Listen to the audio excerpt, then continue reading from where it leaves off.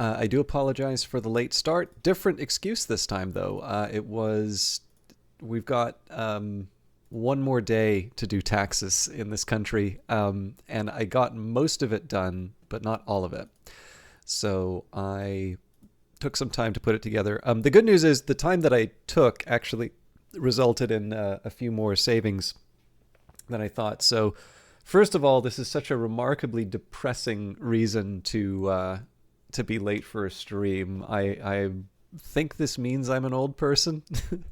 But I figured this one was at least worth talking about for a couple of reasons.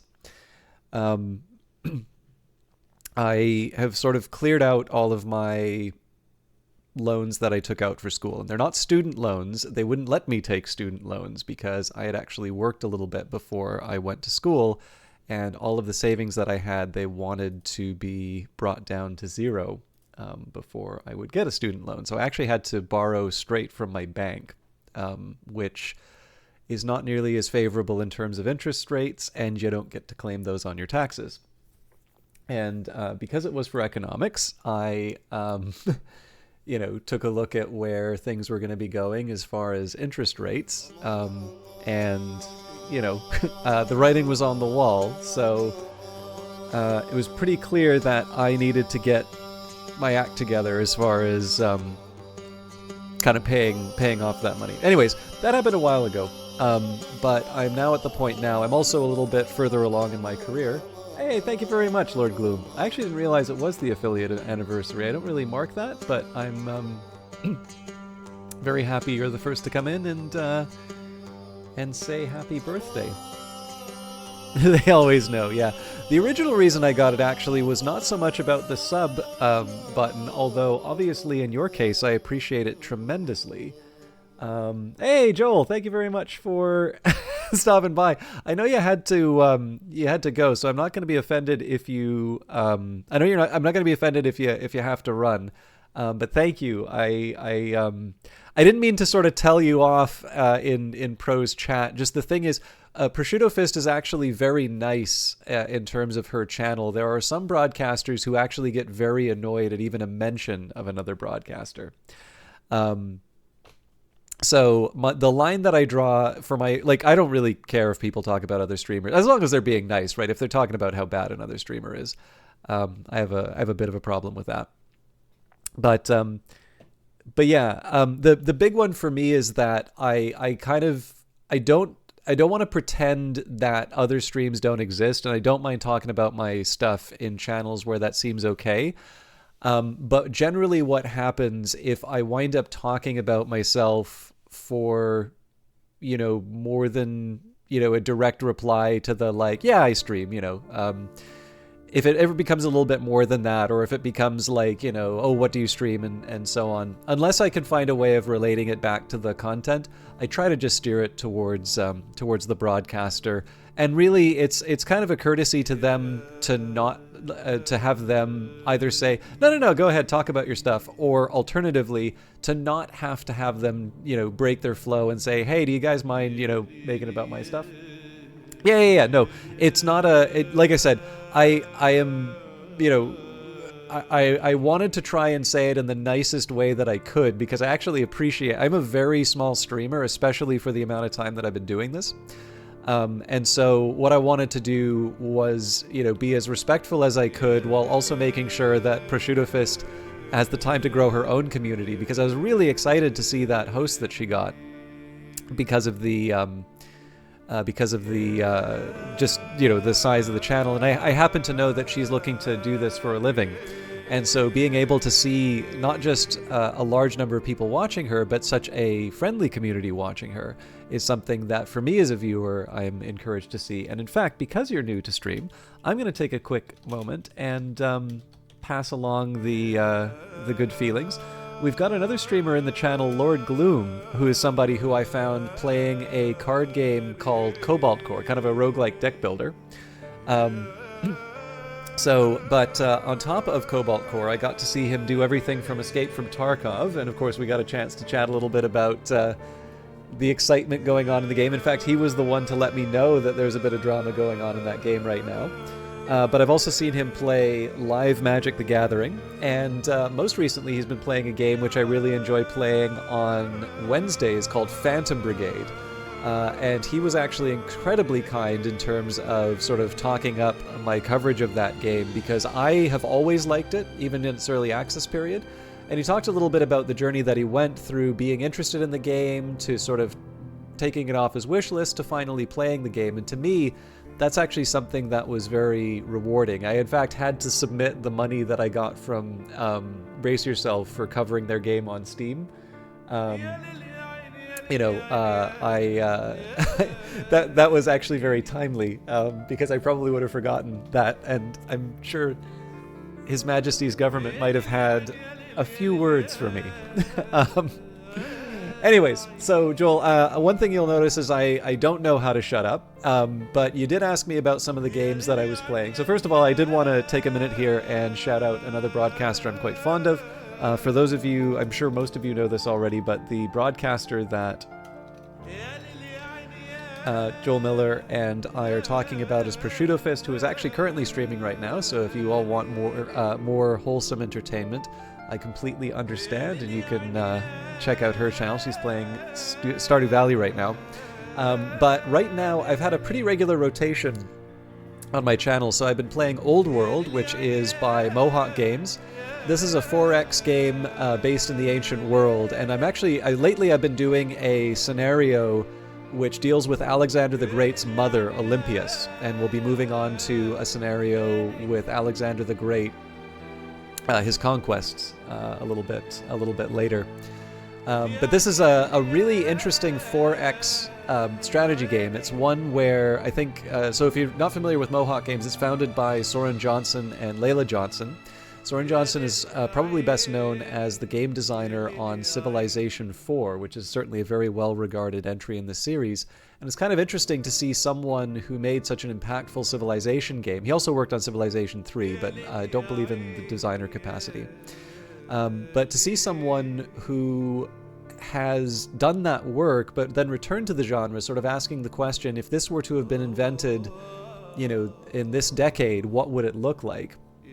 And it's a more complicated game, but it's one that I've really enjoyed over the years that I've played it. And so I've come back to it now and again. And often when I come back to it, I have to learn everything all over again. But it's a very enjoyable game about a topic that I'm really interested in. I don't want to go too far down this path for the name that you'll know, but I actually got a book in the mail today, which is related to this topic slightly. Power and Eroticism in Imperial Rome by Carolyn Vout. So you'll forgive me if I don't show the pictures. Actually, there's not that many pictures in this. Okay, yes. So I know the 4X genre does not travel very well onto consoles. I think Paradox has tried it with Stellaris, I believe. Although I think Stellaris is quite different from other 4X style games. But yeah, this is definitely actually, a lot of the games that I'm going to be playing are going to be ones that aren't on PlayStation, and so hopefully that gives you a little bit of an idea in terms of some of the things that that other forms that gaming takes. But Wednesday we're doing Phantom Brigade, and then we've got on Fridays I've been playing Cyberpunk 2077. That's a little more mainstream, probably one that you might have even played yourself. And we've got Cured. Good evening, System Shock. Can't stick around tonight, but I hope you have a good stream. As always, Cured, I really appreciate you stopping by and saying hello. I hope work treats you well. I'm always happy to see you, even if you just get a chance to say hello. Like I said, it's I always say the fact that you take the time to say hi and acknowledge the stream is always appreciated. It's kind of cursed that I dedicated your life to PlayStation. Now I'm on Twitch. No, gaming's such a big thing. So I've only ever really played Oh God. Okay. So Viridian's here. Viridian is but actually, so I keep saying Viridian, but now that I know Viridian's name, it's probably Viridian, isn't it? But I do need to let you know, I first found Viridian or Viridian through Prosciutto Fist stream, but I don't want to turn her into of Prosciutto Fist or something, for those of you who are fans of The Handmaid's Tale. Viridian is, honestly, you say Viridian like the color, so you're saying it right. Oh, excellent. You know, I'm ashamed to admit I've never played a Pokemon game. Or Hannah. Okay. Hannah is a huge fan of my AI creations. I mean, insofar as I can extend ownership to them. Obviously, you know, there's a whole question in terms of who owns them. Don't worry, I didn't send the elephants. But anyways, Viridian is not just, as I say, of Prosciutto Fist, but rather is actually quite a fun broadcaster in her own right. For those of you that haven't seen...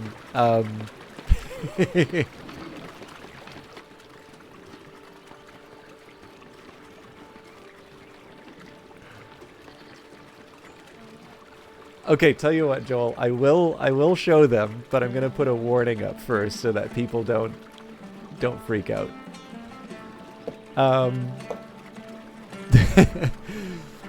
But yeah. Anyways, Viridian is actually a lot of fun to watch in her own right. I have watched her play Baldur's Gate with Prosciutto Fist, and they have just wonderful chemistry. They're a really good group. But actually, I think Viridian also plays a good straight man or straight milady. I think she's got a real talent for sort of just putting... Like, I am a bit of a handful when it comes to stream, and she does such a wonderful job of just dealing with some of the silliest puns, both as a mod and as a viewer. So, anyways, I will just let you all know, I'm about to show you some of my really wild images that I create through Copilot. So, Hannah and I...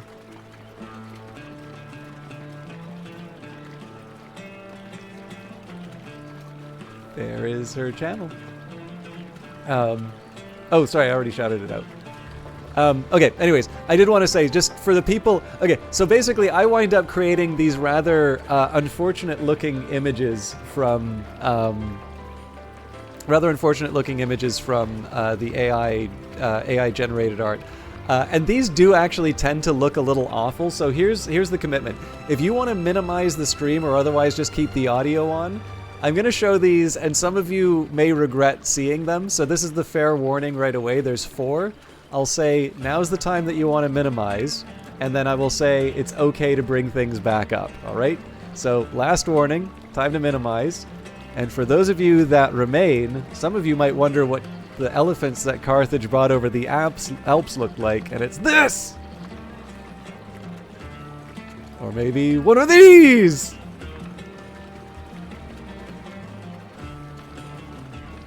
Or maybe one of these! This one's smiling, it's friendly. Or maybe you can go for one of these. Yeah. It's not... They're not actually as bad as the... They're not as bad as the, the dogs. Although I will say, this one really messed with me because it's like in the middle of the trunk.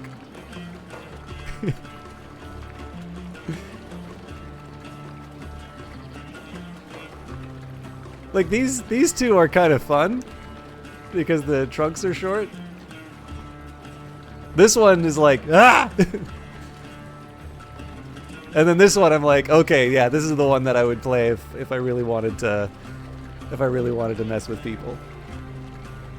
Oh yeah, the order was very intentional. Anyways, we're gonna put that away. So for those of you that minimized your screens, the elephants are gone. The elephants are not real, they will not hurt you. But anyways, yeah, no, it's absolutely uncanny valley. But Viridian has had to put up with an entire series of these, and unfortunately I did not add a person for scale. That's what really would have sold those, but we are here to play Old World tonight, so let's pick what we're up to. Okay, so we've got a couple of options here. We've got Root Out Persian Spies, or we've got Consort of Zeus. Now, what I'm probably going to want to do is select anything that will make me more effective at a war. So I don't know about rooting out Persian Spies. The game is recommending it, but I don't know on what basis it's recommending it. So I'm going to do Consort of Zeus in hopes that in hopes that it will. Yeah, no worries, Iridian.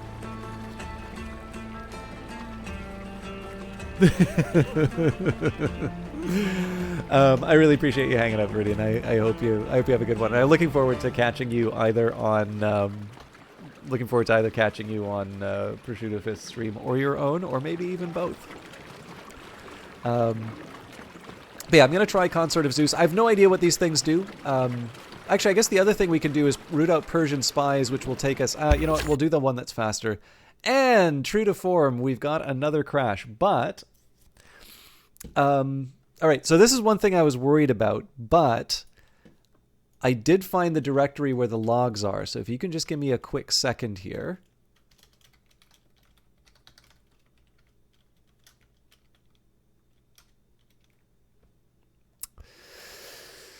I wish. Oh, here we go.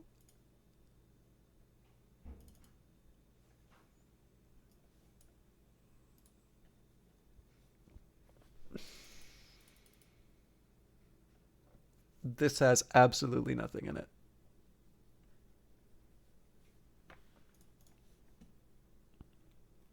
Okay. I'm going to do my best. Unfortunately, it doesn't seem like I pretty much like I reset the computer. I did the verify integrity. I've kind of done everything for Old World, and unfortunately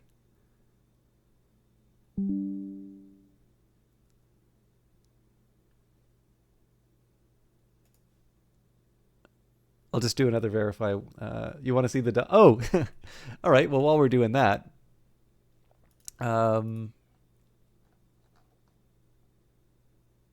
it takes me a minute to find them.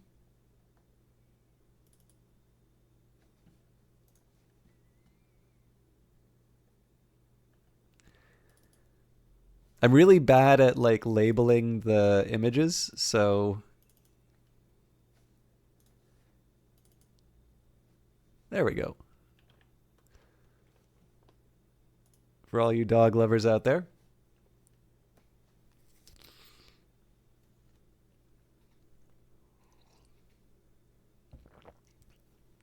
Aren't they?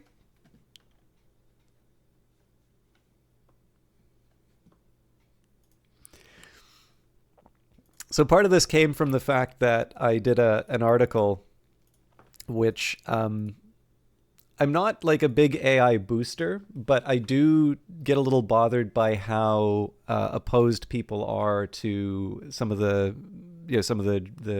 generative AI that's been coming out lately. Like the biggest thing is I think it's fair to say that these things do. I'm gonna try exclusive full screen and see if that can change anything.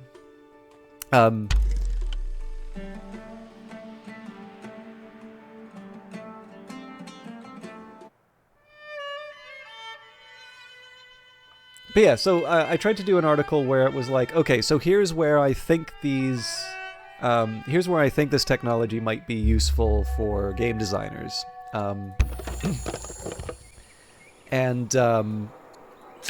But you know, one of the other things was, usually whenever I do an article like that, I kind of workshop it at the local game dev meetup.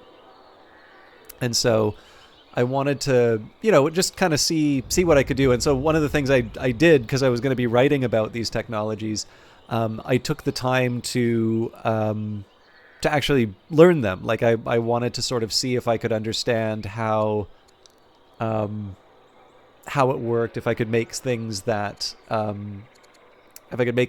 sort of provoked a certain type of reaction. Obviously that worked. But yeah, and one of the big things I wanted to try and do was just kind of create images that could that were different from the kinds I saw. Like I tend to think a lot of people's AI prompts tend to be quite boring, just in terms of, you know, it's another variation on sort of the same thing we've all seen.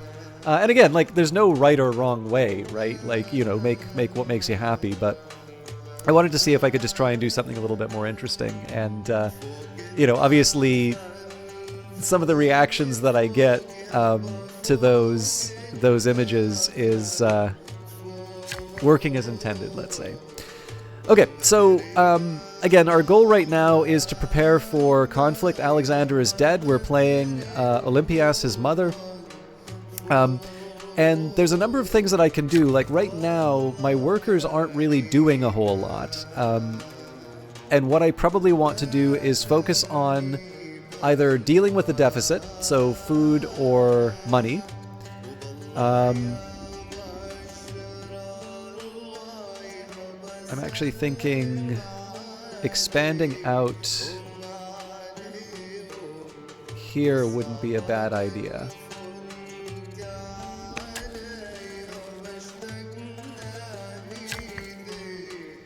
I've got iron mines.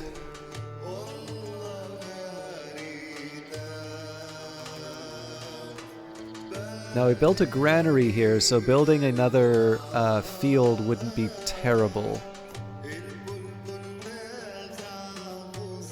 I don't want to overcompensate on the farms, but in this case it's actually a very natural thing that I can use to improve my position. Now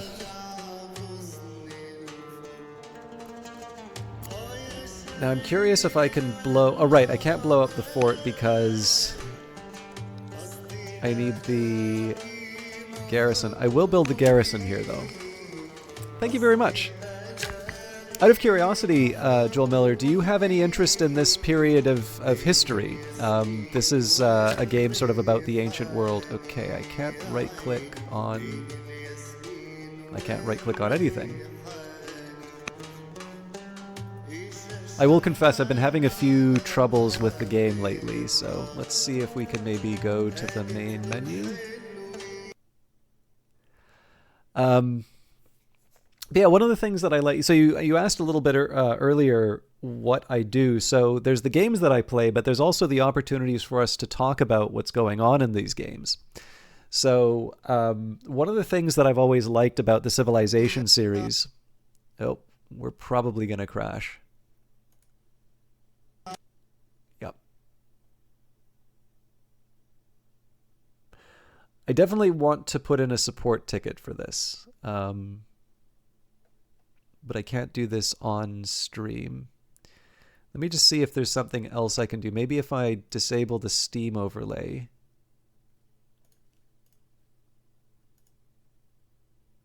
But yeah, one of the things I really liked about Civilization was that I played it when I was very young, and for a very long time I just enjoyed it as a game. But one of the things that's nice about the Civilization series is that you can't say so, but you're fascinated by Greek mythology, and I love the story of the Iliad and the Odyssey. That's actually a really good place to start. So we are playing Olympias, and Olympias is probably best known, much like her husband, Philip, are best known in relationship to their son, Alexander the Great. But what's kind of unique about, actually what we can do, I won't read the whole article again, but I think it's probably worth going into a few details. A familiarity with the Iliad is actually helpful in this context, not just because Alexander is said to have slept with it under his pillow. Probably not literally true. But there's a few details about Olympias's ancestry that's kind of interesting. So what we'll do here...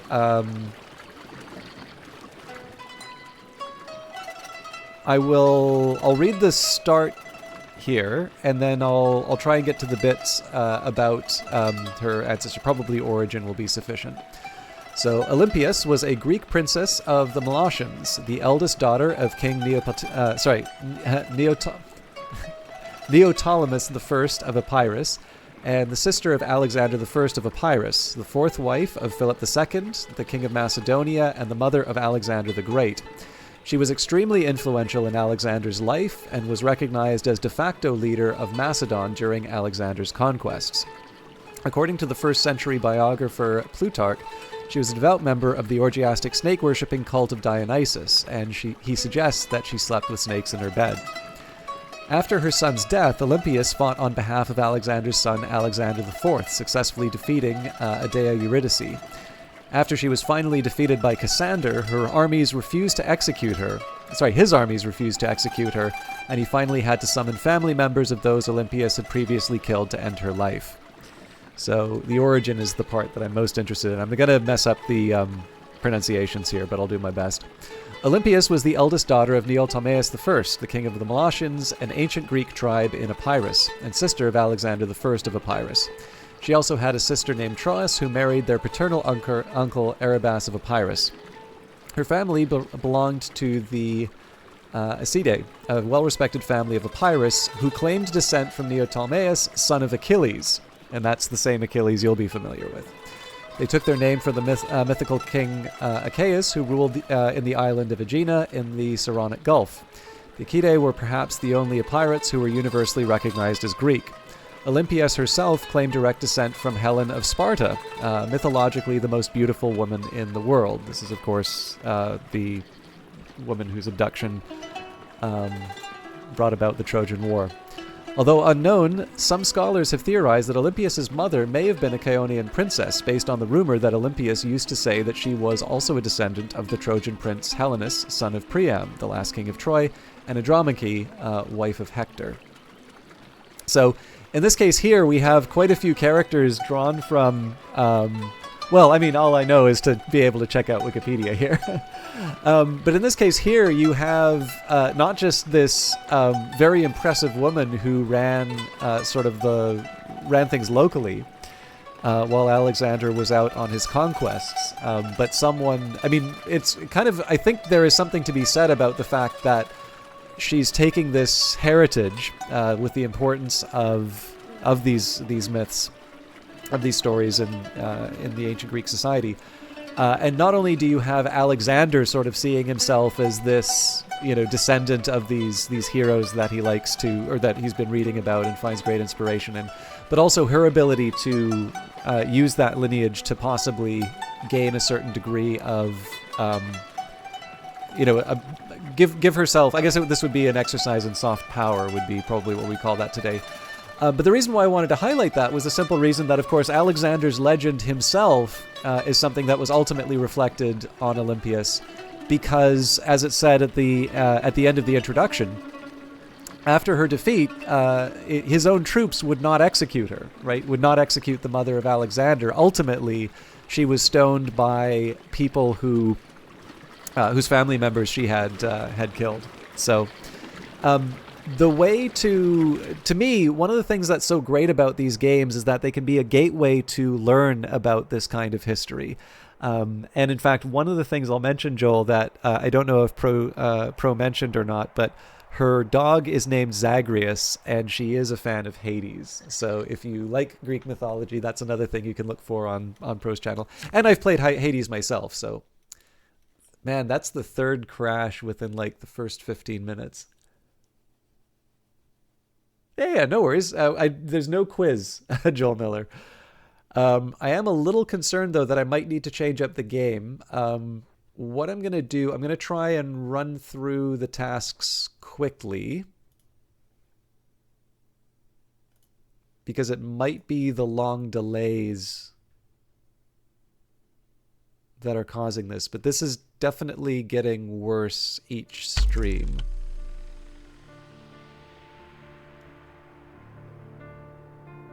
Okay, Joe.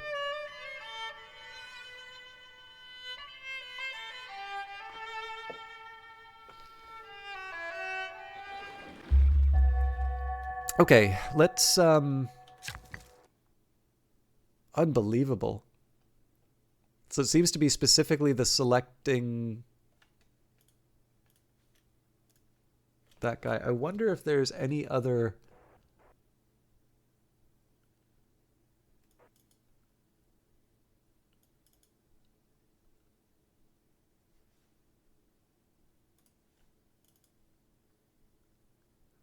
They still call it 10 crowns in the log.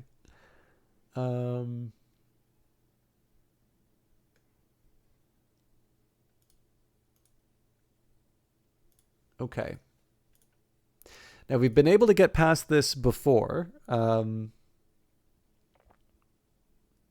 I'm not quite ready to give up on this scenario. But it's looking a little more tough. So there's two things that I'll try. Number one, I'm going to try and just individually click on that unit. See if we can maybe work out their... Okay, so that didn't cause any problems. I'm going to get him to mine. So maybe I'll just avoid using the tab. Well, I can't really avoid using the tab, though. To Joel Wick, because you're a fan of John Wick.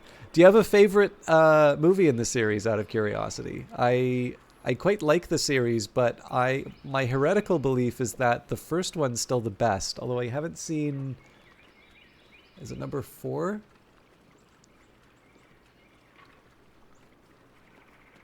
Fourth one's the best? Okay, I'll have to check it out then. That's not necessarily a knock on the other ones, of course. I just think that the first one kind of had something special that, as enjoyable as the other ones are, I don't know if it quite accomplished what the others did.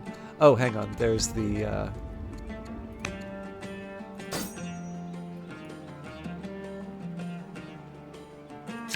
Okay, so we've got our military buildings down. What I'm going to do here, I'm going to try building an Odeon.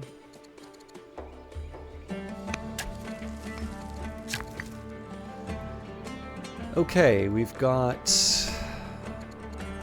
a quarry in Corinth. I think I was going to build a trio of these. This person was going to be clearing out scrub, so I'm happy to leave that be. We also have some leftover lumber, so I'm going to upgrade the units that I can. You're such a film geek that you can break down narratively what is good and bad about each movie, therefore that's the 4. Okay, so actually here's one. So I actually used to work in movies for a little bit, and I'll get your opinion as to whether or not... this counts as an improvement for the second one. I think one of the big missed opportunities of the second one... So you've got the meeting with Winston and John at the end. And there's... I don't want to talk too much about the plot details, although I figure most people who've wanted to see it have already seen it. But obviously there's some ambiguity in terms of the nature of this meeting, right? You don't necessarily know whether or not Winston is going to be friend or foe. And I thought what would have been really interesting is, instead of the location that they picked at the end of the first film, or at the end of the second film, it would have been interesting if they actually picked the location at the end of the first film where I can't remember her name, Mrs. something or other. Anyways, the woman who broke the rules of the Continental. Thought it would have been really interesting if they actually set that meeting in that same location, because that would have just heightened the ambiguity of the nature of the meeting, and that gives you sort of the is he or isn't he kind of moment. And again, it's not to say that the second movie was bad, but it's just those little touches like that which I really feel belonged and fit very well in the first film that are kind of missing sometimes in some of the follow-ups. So, and again, like I said, this is me kind of sitting at a feast and you know, complaining that maybe the seasoning could have been just a little bit better. You know, obviously it's really wonderful. Oh, okay. So let me get the name about it. If anybody's hasn't seen John Wick and wants to know what's going on in it, you may want to close your ears. But let me see. IMDb will help me out here.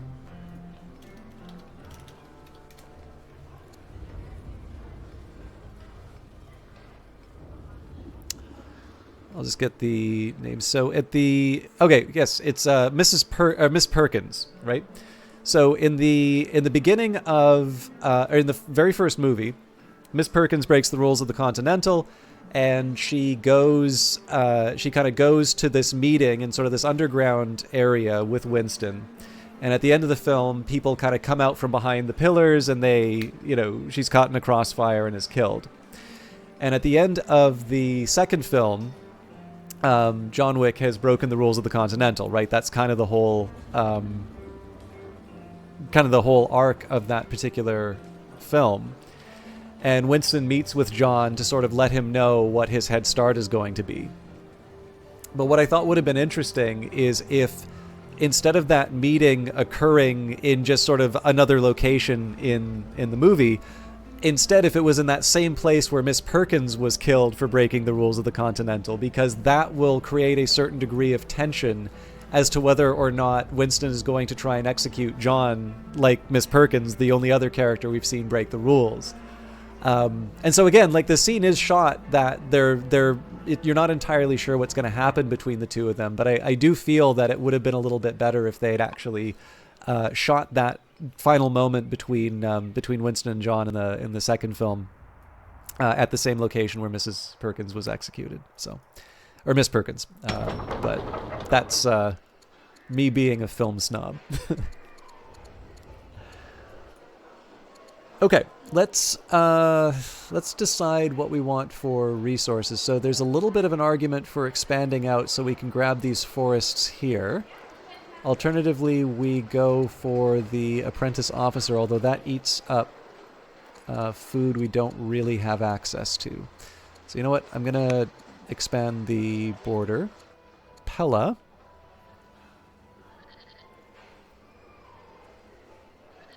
Yeah, I mean, again, like, it's one of these things where, like, it's not like, if I'm saying that this is a flaw, or, like, you know, I didn't like John Wick for that, well, that's, you know, I'm so much the worst for me.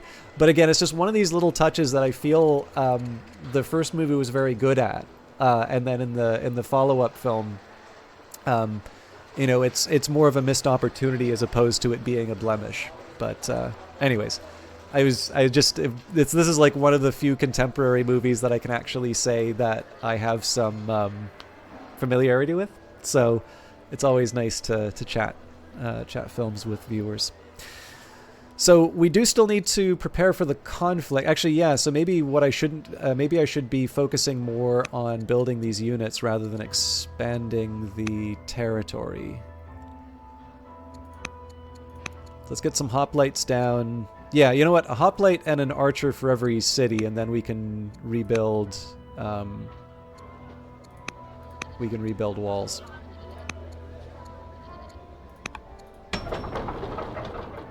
Okay, so Heraclea is a relatively new city. I think in this case we're going to build another stonecutter. Well, actually, we don't need a second stonecutter because we already have access. I think I'm going to settle for an archer here first. Now, it does say that we have... we're at the end of the season, but I can buy up some...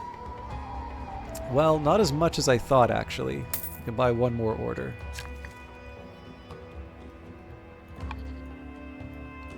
How about I level someone up?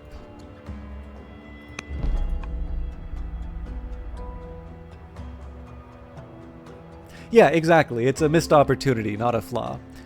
And actually, I don't know if you know, but there was a John Wick game that was made. It's quite different from what people expect. They decided to go for a strategy approach, but I think it was a smart move on their part, because what it does is it creates this situation in which you're able to do the stuff that John does.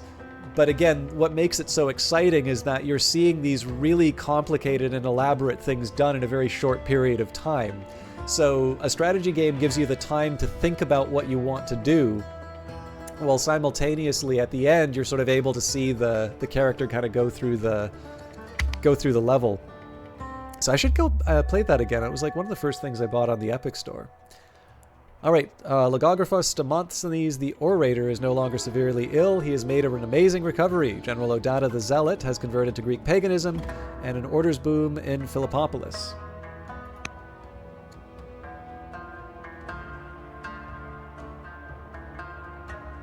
It's a neat one. I'll do my best to, if you're around and I have some free time, I don't think I have it installed, but it's a fun one. I wouldn't mind getting back to it.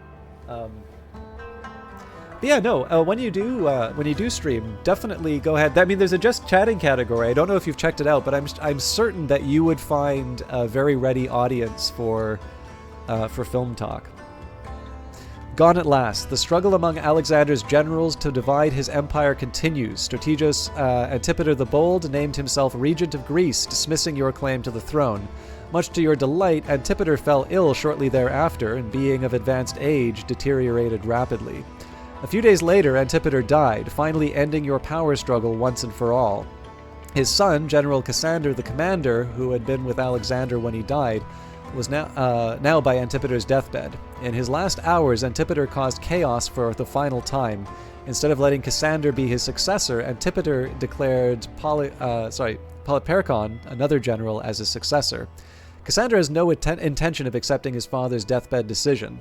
As soon as his father dies, Cassander engages in open combat with Polyperchon, fighting for the Greek throne. You order part of your troops to assist Polyperchon, and you know that you will surely soon be in the middle of the conflict. He may be punished in Tartarus alongside Sisyphus and Tychos. And of course, I'm sure Joe's familiar with Sisyphus. Oligarch Cassander the Commander is now head of the Antipater family. So let's just see. Oh, another crash. Oh, man, interesting. Number 4 is the one that I have not seen yet. So the good news is that we at least should have the... we should at least have the autosave.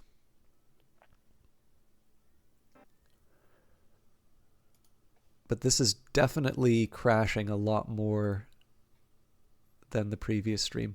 What I think, I'd really like to get to the end of this scenario if I can. And then maybe what I'll do is I'll send off something to support. And before we do the Alexander scenario, we'll...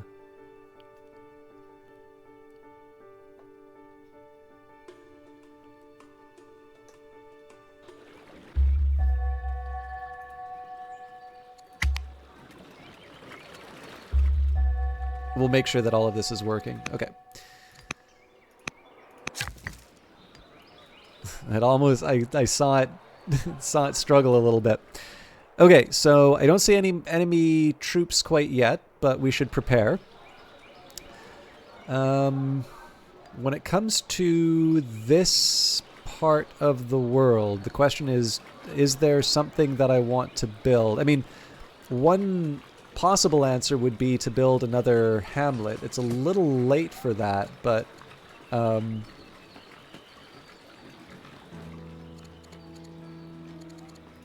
I'll build one hamlet just for the money. We have got our 3 quarries, so I should ideally expand.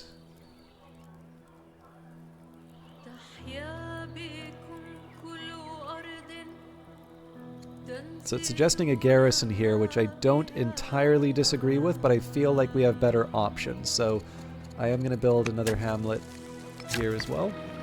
Julian Cosley visits the library in Brandkrug to prepare for his clash with Ike Upscribe. Mad Dad, good to see you. I thought you'd finished that that series.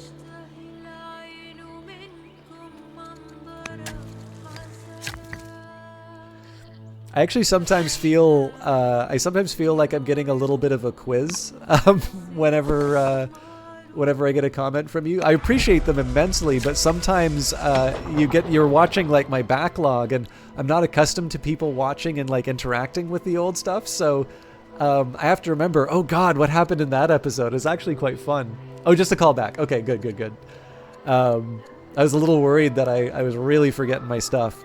Okay, now in this city I'm going to build a treasury just because we do actually need to get the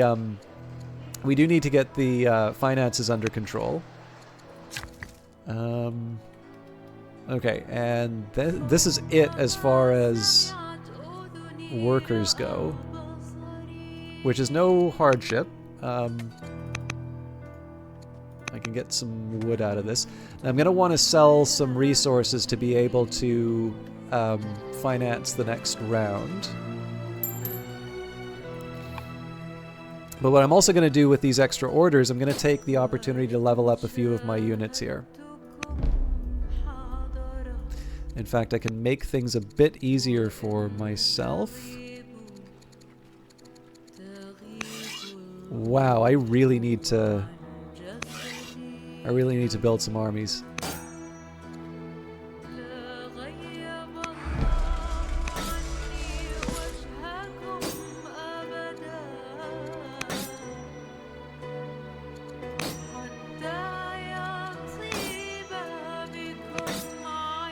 Okay.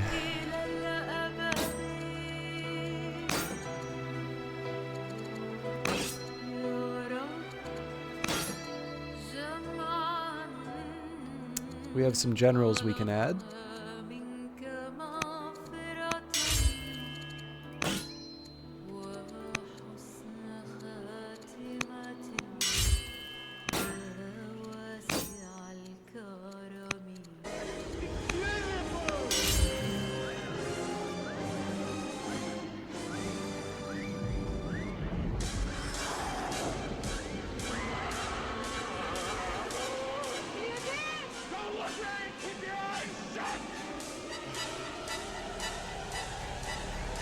I can't believe it's been this long, Narkexy, but let me just catch up with chat for a little bit. So you're a few hours... By the way, I love the fact that I have videos on my channel that can be called, I'm a few hours into, as in I'm not done yet, but I know exactly what which one you're talking about, Mad Dad. So I'm glad you're enjoying Dr. Stab. I'm trying to remember if I went for the Power Ascension with him as well. So you say, here's your take. John Wick is the best crafted story narratively due to its simplicity and excellent setup and payoffs. 1 act and 2 act are great. Starts lacking in the 3rd act. John Wick 2, Act 1 is lacking, while 2 and 3 are great. But John 3 has a great Act 1, poor Act 2, great Act 3. But John Wick 4 is perfect all the way through. That's interesting. I remember seeing John Wick 3 in the theaters, and the one thing that was tough for me, I think this is the lead developer. I'm pretty sure this is Soren Johnson.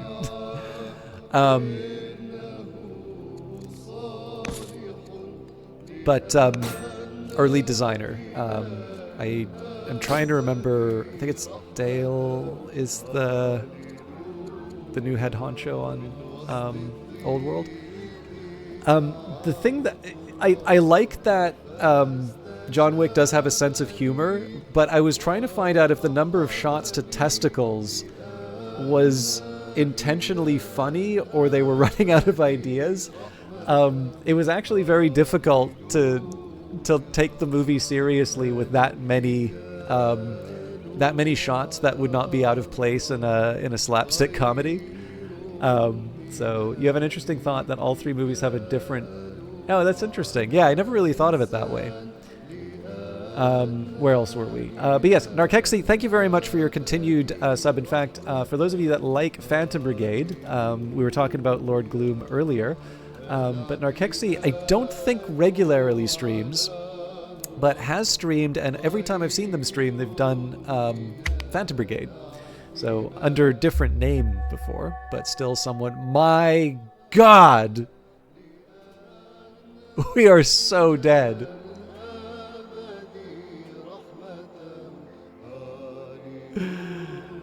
Growth Boom and Tricka, Orders Boom and Heraclea. Greece is now at war with Cassander's forces. My favorite movies... I don't know if I have a favorite series, but my favorite filmmaker by far would be Stanley Kubrick. Barry Lyndon, Doctor Strangelove, 2001: A Space Odyssey, The Shining, Eyes Wide Shut.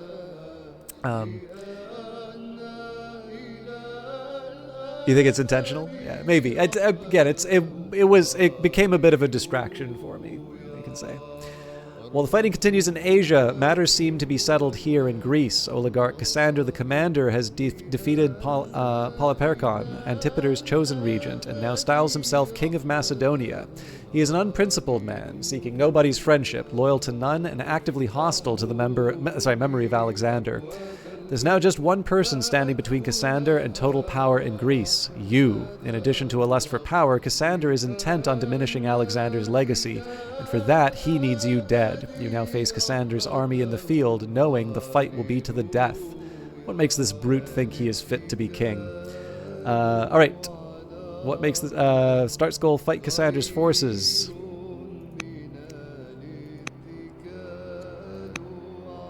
Demosthenes is governor of Athena. Let's make him... I'm actually going to make him a cultivator. Okay, so my best bet here... It's a little late for me to be upgrading units, but...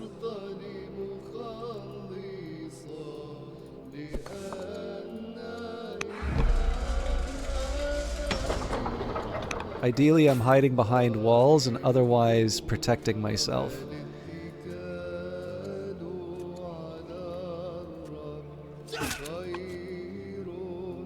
If I can consolidate my forces, so much the better, but I think it's a bit late for that.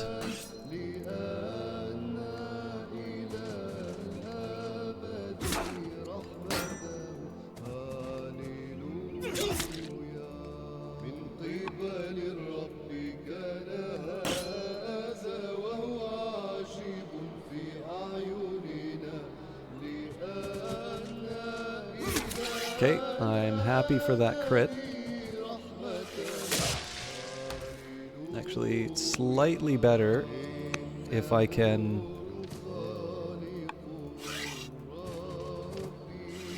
do that at range. You do actually have to go now. It's a pleasure to be back. Absolutely. Always a pleasure to have new faces around, and thank you very much for being so pleasant in Prosciutto Fist's channel. I obviously think very highly of her as a broadcaster, so it's always nice to see broadcasters I like getting the support that they need. I am definitely going to be losing a lot of cities, but I'm hoping that if we can get our 15... So I think if we take on these little groups, we have a fighting chance of getting the total we need, and that's going to be part of what I'm going to have to do is be selective about what I take on.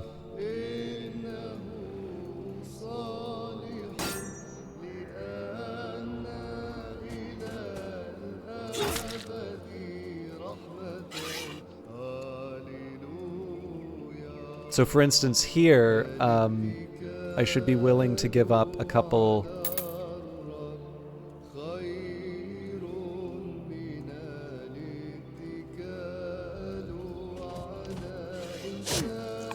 of training. Actually...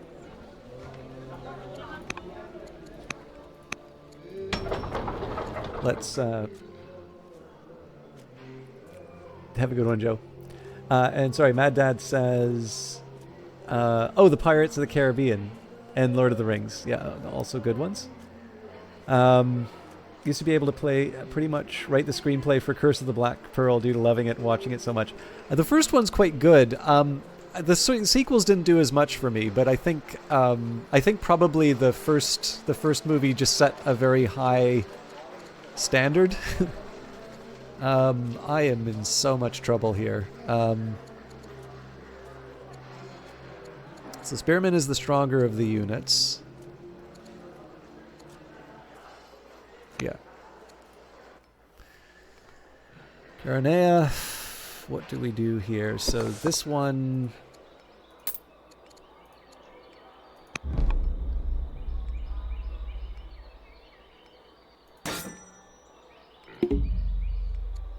Yeah, I'm gonna be digging deep for the orders, I think.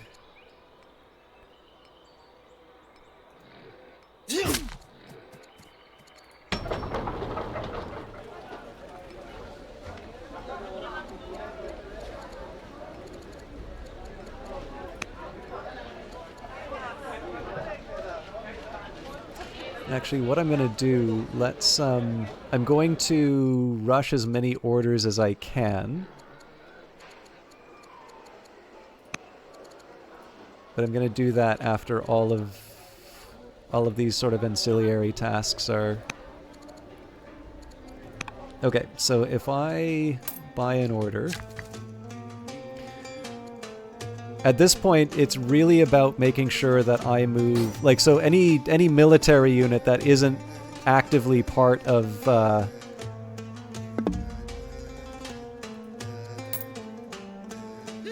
defense... I'm actually already running out of orders. Okay, so we've got upgrades galore. That's fine, so we don't need to give up the remaining training. But here's what I'm now going to do. So we're going to visit all these different cities. So, rush you. Rush you.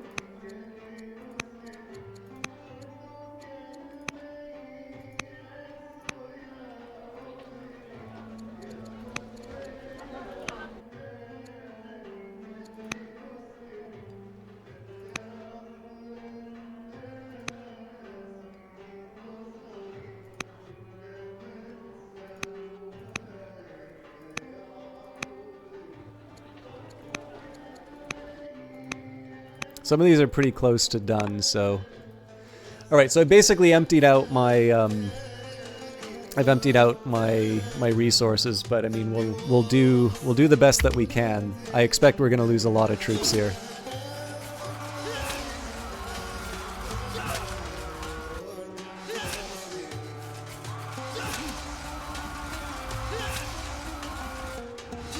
But the key, of course, is that as long as we can take out 15 of Cassandra's forces, we still achieved the goal.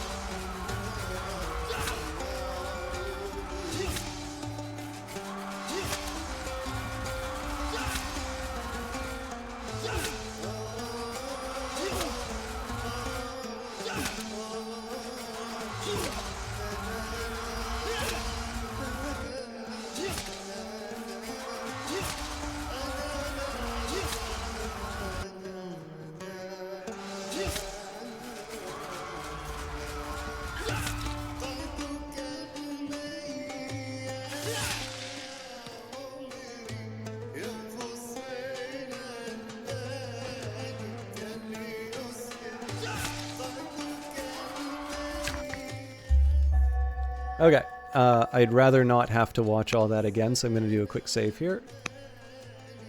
Now, this is going to get a little delicate. I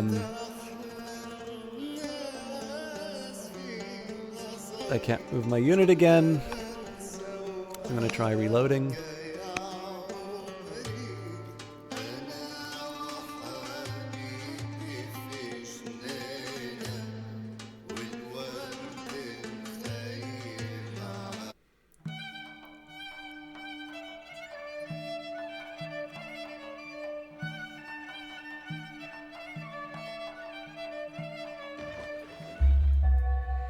Okay, so I need to be a bit delicate in terms of how I handle this. So one thing I'd love to do would be just to move my unit here.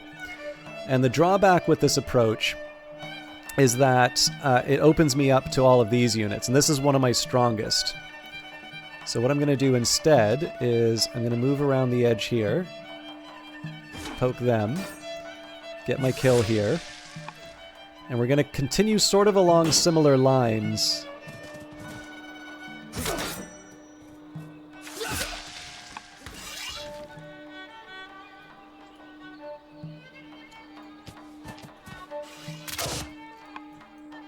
And again, we're definitely going to lose some cities doing this. But it gives me a fighting chance to be able to get the quota.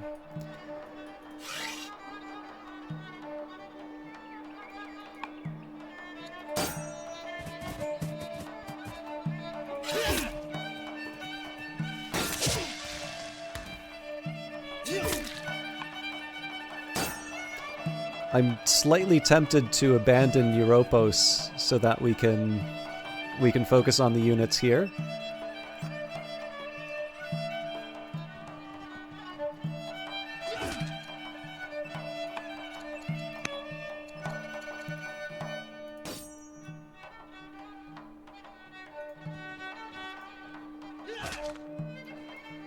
Okay, now we still want to use as many of the units that we have access to.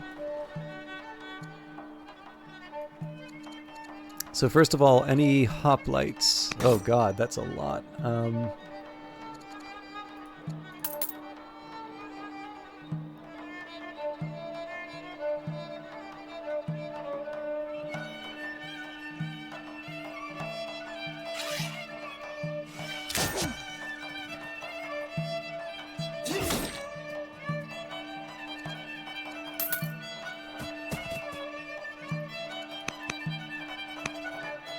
I'm slightly curious about something.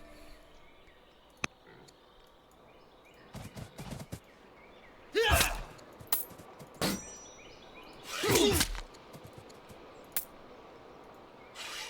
it's kind of the same. All right.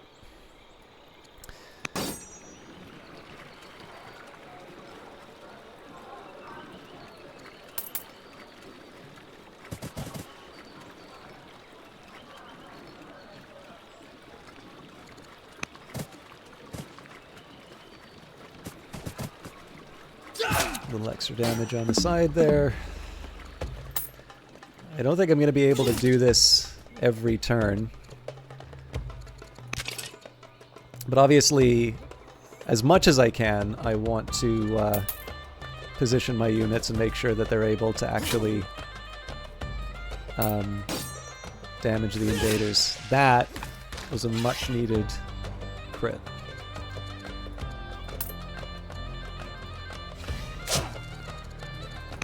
So I have one unit that's not able to...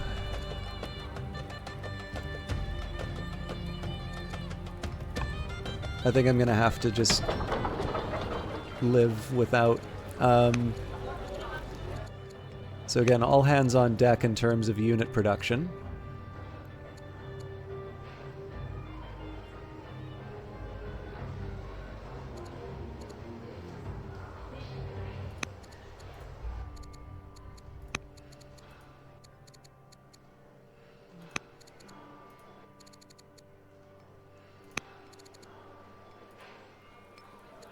Maybe the better option in Thermopylae is, yeah, for some of these lost causes, maybe our better option is to just repair the damage and delay the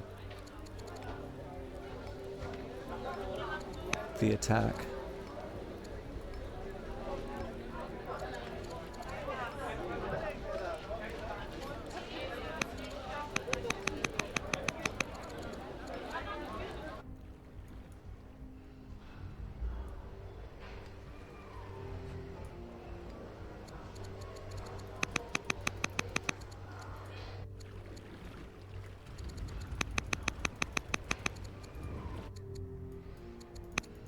So Europos in particular, that becomes important.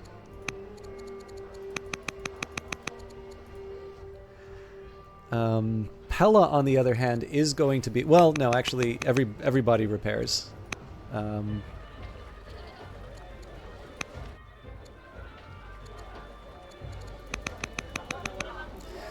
Because the production is slowed down as well.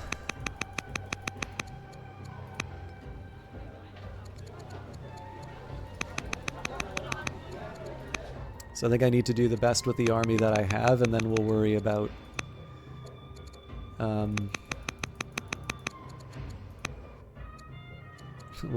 keeping what I have.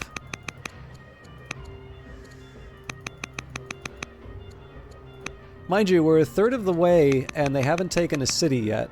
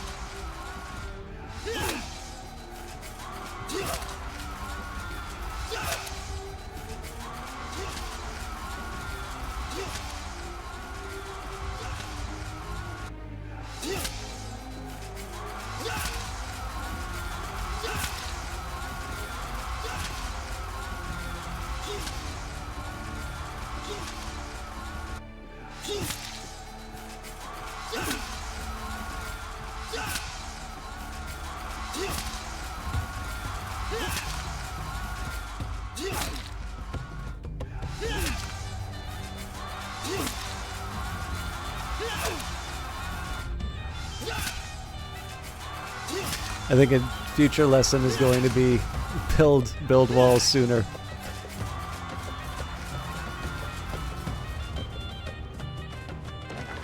So it's fair to say that Thermopylae is lost, but I will definitely be adjusting my strategy accordingly. Duchess Thessalonica has no patience for difficult ways of life. She is intolerant, or different ways of life. She is intolerant. If I have to sit through that again, I am going to rage.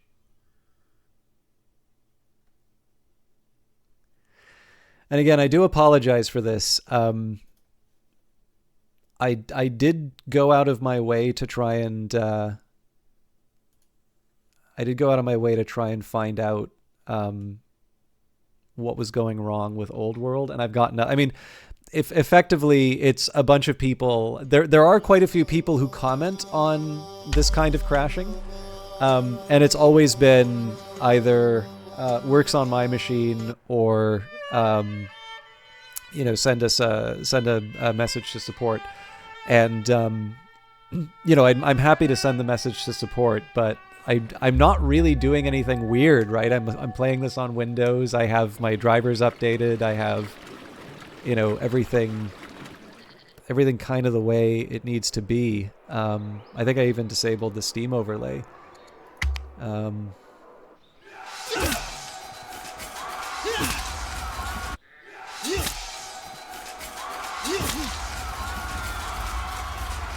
Okay, there we go.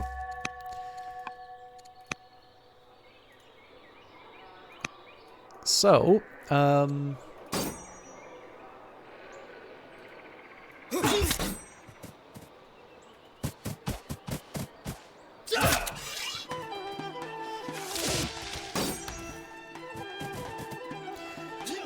as always, the goal is to take out as many enemy units as I can. I accept that we're going to be losing some cities. I don't see how it's possible to avoid that outcome at this point.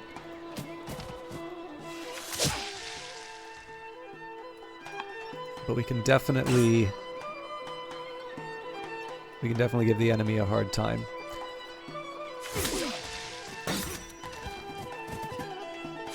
Oh, that's so good. The game is definitely having mercy on me here. Okay, now I'm actually in a bit of a dangerous situation because the temptation is to go charging this unit in. But I do potentially expose myself to the... Actually, before I do that, the danger is that I expose myself to the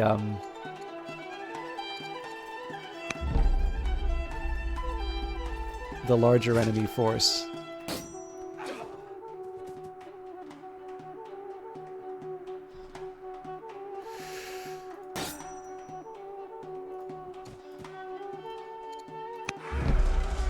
Oh, it's close.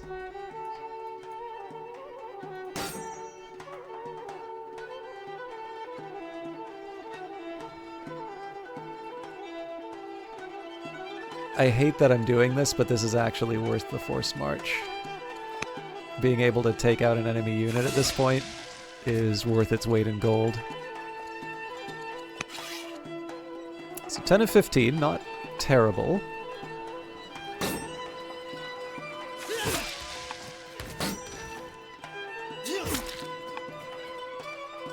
I also have to be selective with my orders now because I just don't have that much training left.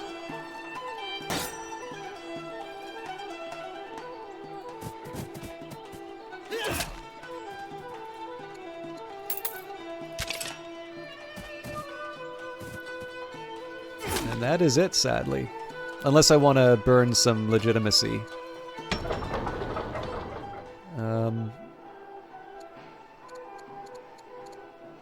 Okay, so at this point we build some replacement troops. Okay, Philippi. Repair the damage. Heraclea. Basically everybody repairs until they're told otherwise. It would have been wonderful if I could use some orders to like heal units and stuff like that, but that's just, it's not on the menu with the numbers we've got right now. Ooh, I should have paid attention to the cash as well.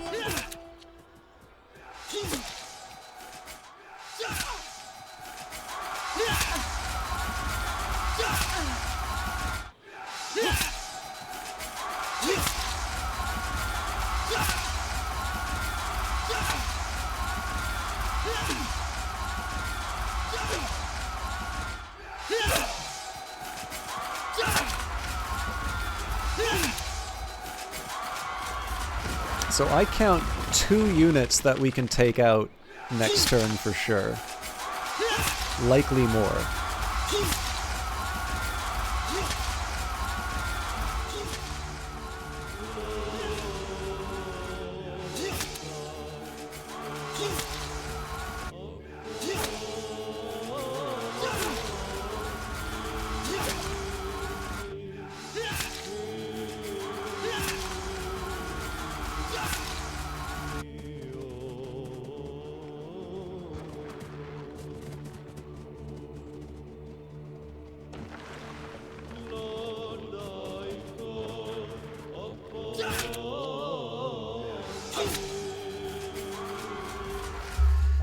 Governor Aristotle the Scientist is fading in and out of consciousness, severely ill, with clearly his life in peril. Traitors and spies, court spies, and soldiers have been hard at work rooting out any possible Persian spies in Greece. We have very little direct contact with Persian citizens here, but traders do regularly arrive from Ionia, and some of them have ties to Persia. The island of Rhodes fell to Persia not many years ago and continues to be a producer of good wine, which is one of the Persian origin goods being brought into Greece. We have banned all traders suspected of being friendly with the Persians from trading this side of the Aegean and seized some of their shipments. A few Greek citizens expressing pro-Persian positions have been exiled or otherwise dealt with, which has coincidentally enriched our treasury. We have rid ourselves of domestic enemies. Besieged, despite your defenses and efforts, oligarch Cassander the commander is prevailing. You killed hundreds of his soldiers and Cassander's own brother, but even that is not enough. No matter how many you kill, he keeps bringing more back from the campaign in Persia. The army that Cassander commands is many times more numerous than yours. You prepare to make a last stand in Aigai as Cassander lays siege to the city. There are claims that your life will be spared if you surrender, but you put little faith in such claims, knowing Cassander is a violent man. I may not have long left now. Okay, so we're going to save as before. I'm curious where... Oh, God. This is going to be tough. Okay, let's focus on the objectives, as always.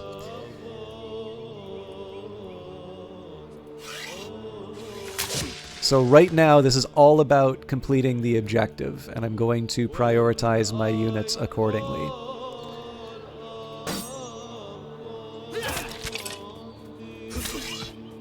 Yeah, so for instance, that wasn't enough, so we're going to adjust the way the turn went.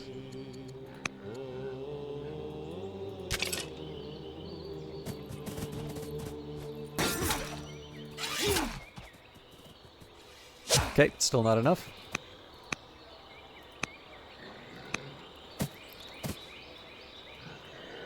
Although I wonder if I do it like this, because they're out in the open. Yeah. Again, the objective is kill enemy units. I don't think I'm going to be able to... Oh, I can. Okay, so we just need to kill one more to achieve the objective, and then we think about what our next move is.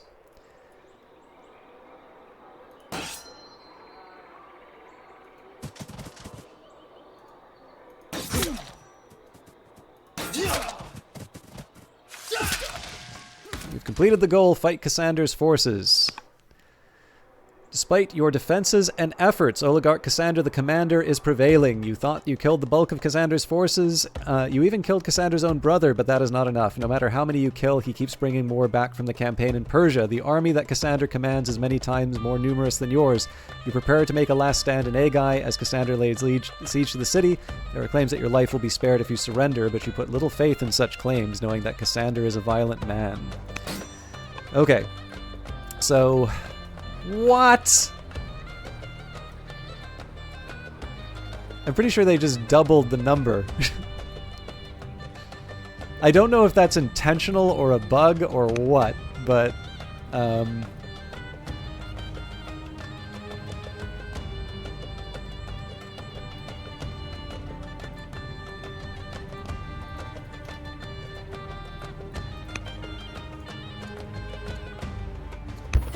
Okay, we'll go Consort of Zeus. I don't even know how to begin.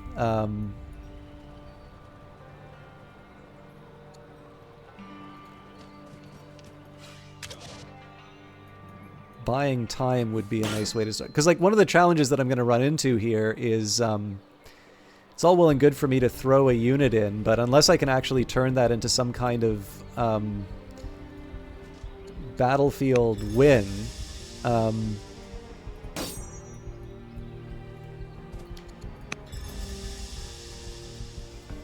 like, I actually need to start claiming some objectives off of this stuff.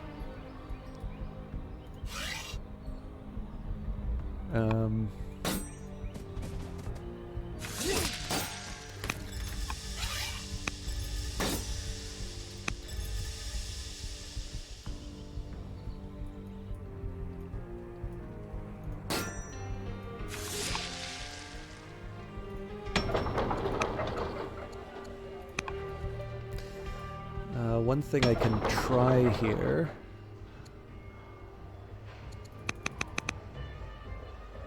Well, no, we'll let the treasury do its thing. Larissa... I don't think I can oh, that's right, we don't have onagers. Okay.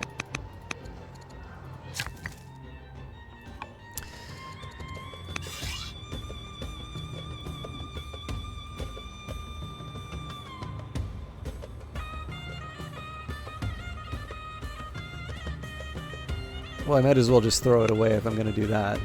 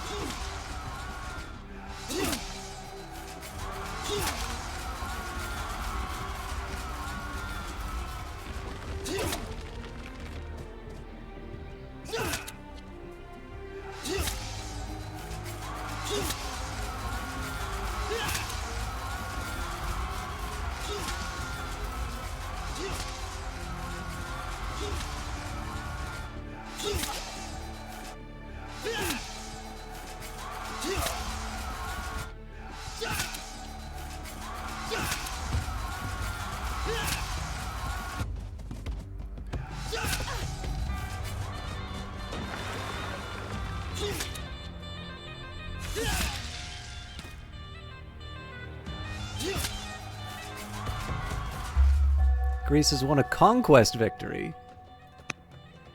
By the sword, I did my work. As the fortifications of Aigai fall, oligarch Cassander the commander enters your palace with dozens of his soldiers. Cassander looks upon you as you proudly stare back at the man who now styles himself king. Seeing that you will not be intimidated or submit to him, Cassander orders his soldiers to execute you. Not one of them moves. The army of Cassander brought is Alexander's army, and there is no soldier from that army who would raise his sword against Alexander's mother. Days pass with you a captive queen, your captors accepting Cassander as king but not willing to harm you. Finally, Cassander has a solution. Families of the many people you had ordered killed are brought in front of you. As you look at those you made suffer, knowing that they will end your life in revenge, you remain proud and unbroken. Your son made Greece into an eternal empire, ended the Persian menace, and will forever be remembered as the greatest Greek in history, and you as his mother. Whatever happens to Cassander, whoever rules after him, all future rulers will owe their power to Alexander and to you. Your life ends here, but your legend has only just begun. To die is nothing, but it is terrible not to live. That's a great ending.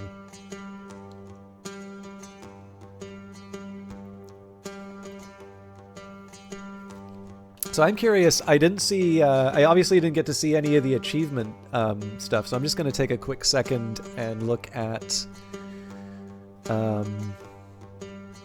the achievements. So, Queen of Lies, win after Philip is killed by Olympias. Here's the Aegean. I am curious if there are other, because I guess there isn't really like a gold or silver victory for...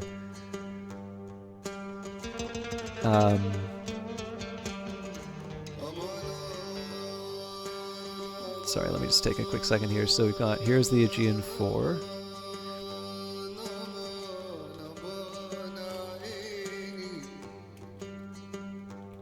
Okay, so we've got Queen of Lies, Queen of Politics, gain control all of the cities. Those are the ones that we got. Queen of Intrigue, complete the Intrigue tree. Queen of Opportunity, win after Philip is killed by Pausanias. And Queen of War, win after Philip is killed by the Persians. So the one thing that I didn't succeed in doing was completing that Intrigue tree. But that was a good one. Okay, it's a little quiet in the channel, so I am curious, especially because this is a little bit more of sort of a private stream for everybody right now. How do people feel about some more, please don't feel a need to answer this, but for those of you that are hanging around, who would like to see Megas Basileus? Or because of the crashes, should we try something different entirely? I'm actually open to any of those. I'm probably going to take a quick break for a refill of my tea and just otherwise setting everything up. I am kind of interested in seeing Alexander's Wars, but there's nothing saying I can't do that on my own time too. So the scenario description here: Megas Basileus, Philip's rule of Macedonia and his plans to invade Persia were cut short when Philip was assassinated by his bodyguard Pausanias. Philip was succeeded by Alexander, who set out to do what his father never did and conquer Persia. Alexander was a general of unparalleled skill with the greatest ambitions. This scenario starts as Alexander departs Greece and sails to Persia, accompanied by Alexander's most trusted generals, Hephaestion, Parmenion, Seleucus, Ptolemy, and Lysimachus. He will go from the first battles on Persian soil all the way to ultimate victory over Persia. The time period when scenarios 4 and 5 take place overlaps, so the two scenarios can be played in either order. After that, we'll go on to Diadochi. I think it's Kai. The year is 301 BC, 22 years after Alexander the Great died in Babylon. There was no obvious successor, so many generals and politicians from Alexander's empire fought over the rights to his empire. By 301 BCE, multiple wars had been fought, and Alexander's empire consisted of several kingdoms vying for power. In this scenario, you can choose one of 4 successor kingdoms to play as. The default choice is the Seleucid Empire, the largest of the 4 kingdoms. Together with the Ptolemaic Kingdom, these are the easiest choices. For the greatest challenge, play as Cassander's Macedonia, which controls little territory and has to expand against stronger opponents. That's obviously a later scenario, but I'm going to take a quick... Sorry, hit my audio a little too fast. But yeah, I'm going to take a quick break. If anybody has an opinion about whether or not they would like to see some more Old World or they'd like to change it up, I'm open to that. Otherwise, I will come back and figure out once I've got my tea. Anyways, I'll see you all in a little bit.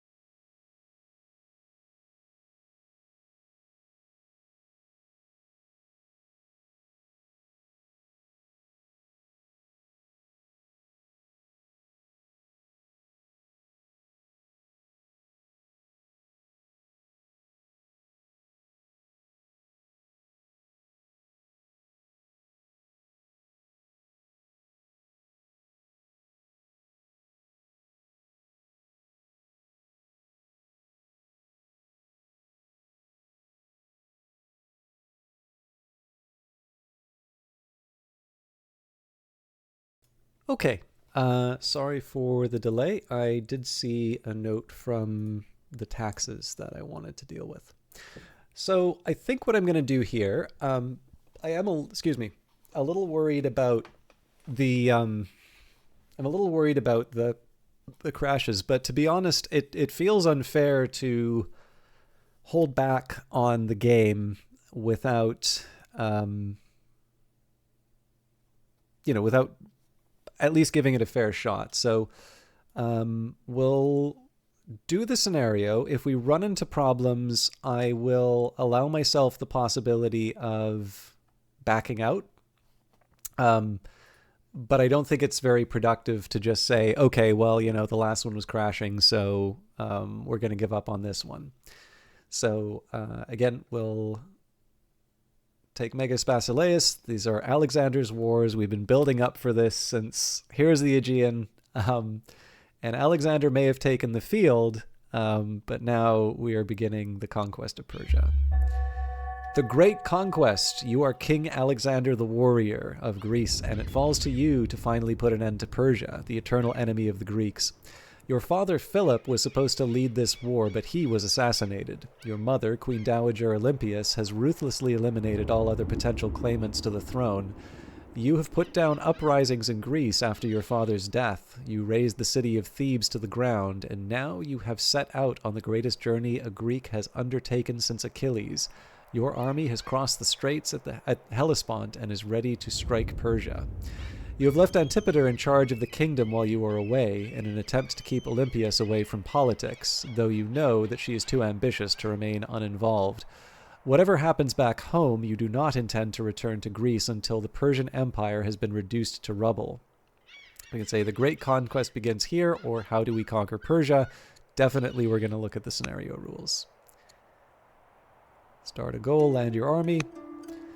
This is a conquest-based scenario. You will be presented with a series of goals, some of them optional, as you conquer the Persian Empire. The map boundaries will gradually expand as you accomplish goals. Instead of the usual research, you will have access to several repeatable technology bonuses that will provide you with reinforcements. Cities captured by your forces will first need to be integrated into the Empire by completing the integration project before being able to build anything else.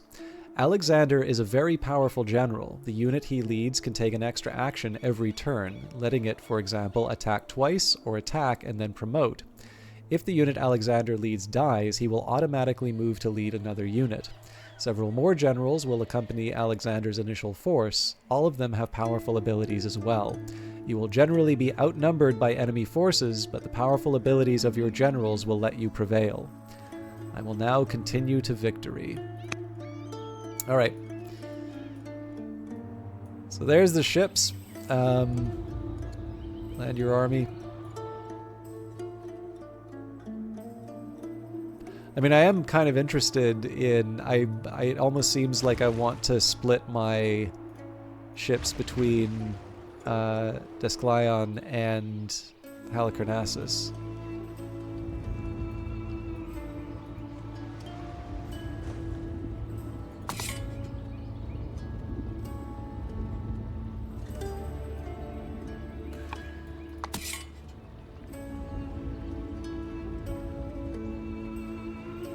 Okay.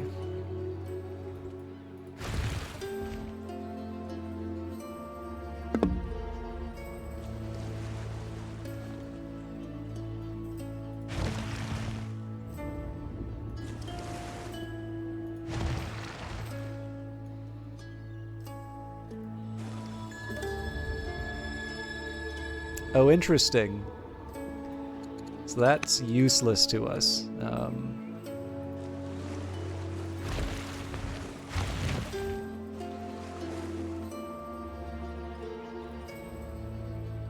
In fact, it looks like I've completely used up all the slots. Landing at the Hellespont. You have landed on the other side of the Hellespont Straits and are now in enemy territory. The mighty Macedonian army, its foundations laid by your father, is with you under the command of your most trusted generals, and you lead from the back of mighty Bucephalus, a horse so fierce nobody could ever ride him but you. Ahead lies the Persian satrapy of Phrygia. Persian King Darius has chosen not to send a larger force against you. Perhaps he believes you to be less of a threat than your father was, or perhaps he first wishes to see how your army would perform before deciding on a strategy. Either way, the defense up ahead is managed by local Persian satraps, none of whom you expect to possess a fraction of your military skill. So take Decilium and land your army. Okay. So one of the things I might want to do is use the hoplites first to clear this out. Alternatively, what I can do is I can send Alexander in, wipe out this unit, and then have the remaining units surround the city. Either way, I'm going to have to...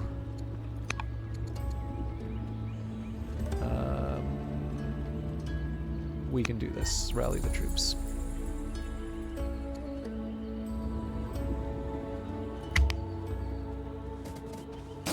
Okay, so that makes it a little more complicated.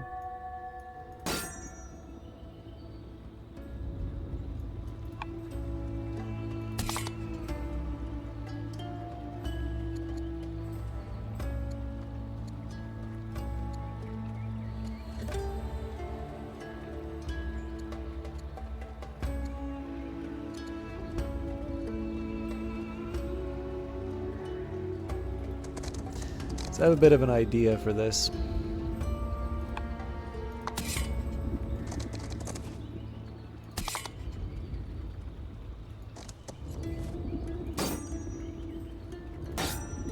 Oh no, that's interesting.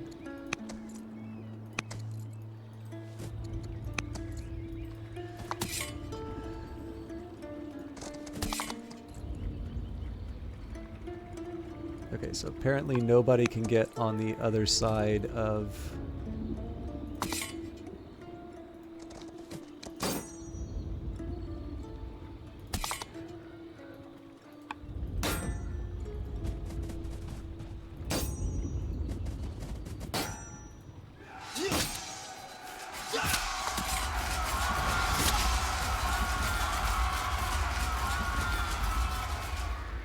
Ah, I don't have the amount for launch an offensive. Okay, that's a little bit of a shame. I'm wondering if there's a slightly better way to do this then.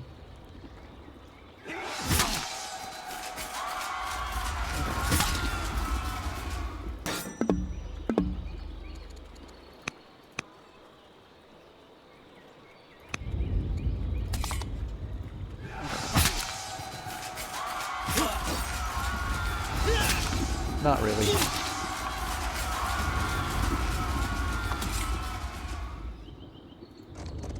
But I imagine what we can do is we can move the army further up.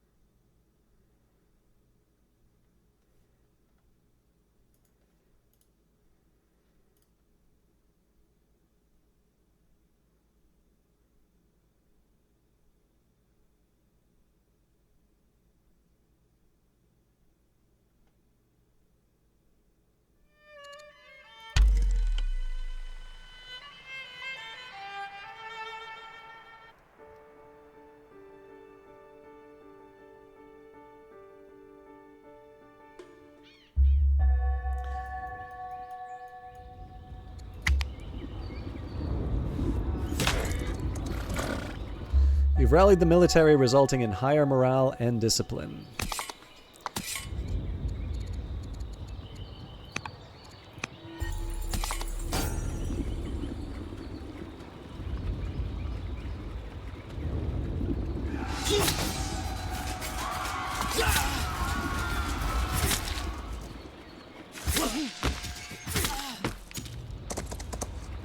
Okay.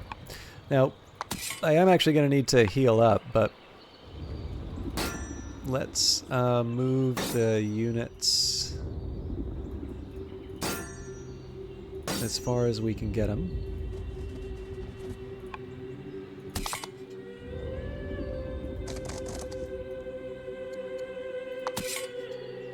Yeah, I don't think there's much else for us to do here, so if I get a chance to heal someone, I'll take it, but right now it's all the people who won. The first blow. You have struck your first blow against Persia, going against the advice of Parmenio, who proposed a more cautious attack. You took the initiative and struck at the Persian forces, correctly anticipating their moves and breaking through their lines on horseback. The Persian force, it turned out, included a number of Greek mercenaries led by General Memnon, a Greek in the service of Persia. You had once met Memnon in Pella and discussed military strategy with him. You were just 7 years old then, and now, more than a decade later, Memnon escaped the field of battle against you, but you will surely meet again on the battlefield. Your victory was a complete one, with only a few of your soldiers falling in combat, yet the battle could have been your last. Once several Persian officers were killed by your hand, Spithridates, as Persian commander, managed to get behind you and was a moment from striking your head with his axe when Strategos Cleitus severed the hand of Spithridates. You owe a debt to Cleitus, who certainly has earned a promotion. The next target is the city of Halicarnassus, a Greek city long loyal to the Persian Empire. Halicarnassus now hosts much of the Persian navy that threatens your supply lines. This is a threat that must be eliminated, the first of many victories to come. All right. So we're still capturing the city here. We can get a resource shipment, which will give us resources. Cavalry support to Heterioi. 2 archers, or a hypastist, and spearmen. So I would not say no to archers, but the cavalry also seems pretty helpful. Let's start with the archer. Now, it gets a little more complicated here when it comes to the health and well-being of my units. So nobody can actually make it to Halicarnassus right now. Ada of Caria, with no Greek navy to speak of, the Persian navy is a constant threat to you. The fleet is now based in Halicarnassus, and taking the city would greatly impede Persian ability to use their navy against you. As you approach Halicarnassus, you are met by Ada the diplomat, a queen who used to rule the region until her brother expelled her from the city. Ada now lives in exile in a fortress outside Halicarnassus. She wishes to surrender her fortress to you and help you lay siege to Halicarnassus, as well as to symbolically adopt you as her son. Ada also tells you what to expect up ahead. General Memnon is holed up in Halicarnassus and has powerful catapults within the city walls. A difficult fight lies ahead. Ada will make a good ally. Okay, now this is a tough spot for me to be in right now, but let's force march.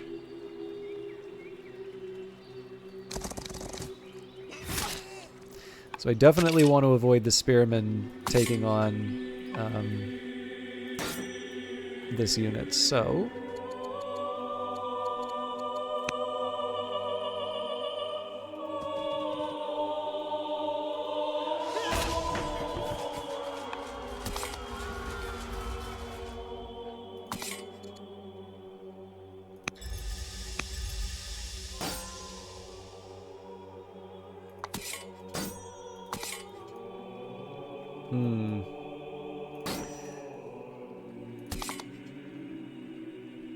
I'm going to move this one move up, and then the rest... Ugh, this is a tough call. These folks are definitely not in a good position for this fight.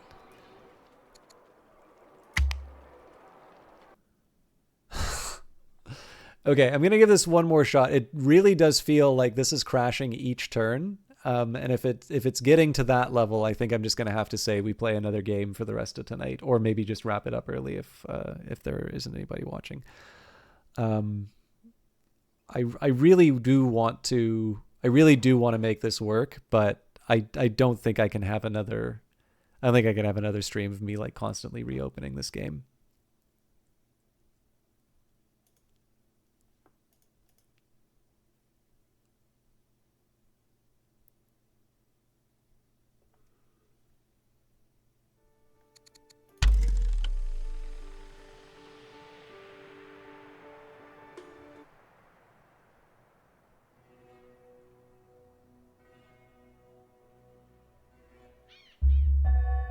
Actually, there's one other thing I want to take a look at. Just going to take a note so I don't have to reopen it if the worst happens.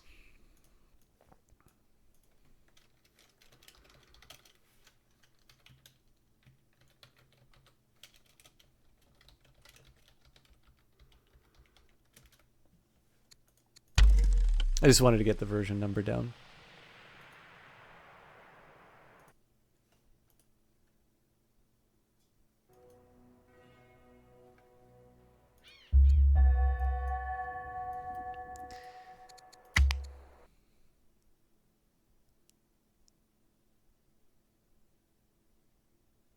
Okay. I think that's it for Old World tonight. So the tough call here is: do I try and tough it out and do another game tonight, or do we finish for the evening a bit early and hit it hard next week? I can't really do. Let me just take a quick look at what I've got installed. I was going to say. It would have been interesting to do John Wick if Joel was still around, but I've kind of lost the main reason for doing that one. I'm going to list off a few games that I have installed, and I'm interested in if anybody has any opinions about these. I guess I could try Tetris Effect again. I do have Disco Elysium. Total War Saga Troy would be on theme for Old World. Are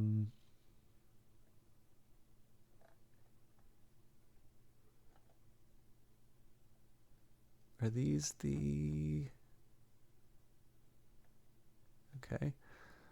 I have to just also go by the different platforms that I have. Sorry, one of them's updating. I don't have that much on Ubisoft right now. I know some people would like to see me play Anno, but I don't know if that's one I can really do sort of as a one-off for an hour. Okay, so let's leave Ubisoft Connect. I guess I did do Dungeon Keeper in the past. It's Dead Space, the remake. Or remaster, whatever they call it. For classic stuff, we do have Age of Wonders 4, which I had wanted to go back to. Cyberpunk, I figure we're leaving for... I guess there's Rogue Trader again, which I had started. That's maybe a possibility. Let me know if any of these are appealing to any of you. What else? Again, too many platforms. Oh yeah, I have the Blizzard launcher again. So Diablo 4, StarCraft. I mean, I imagine StarCraft's probably not something most people want to see me play. Oh, why isn't the Xbox app open? Again, I'm just talking about things that are currently installed. I do have Bolt Gun installed, which is a bit of an amusing one. I do like Dune Spice Wars, but I don't know if I do that well on stream. And then the Steam library, finally. So Chaos Reborn's an option. There's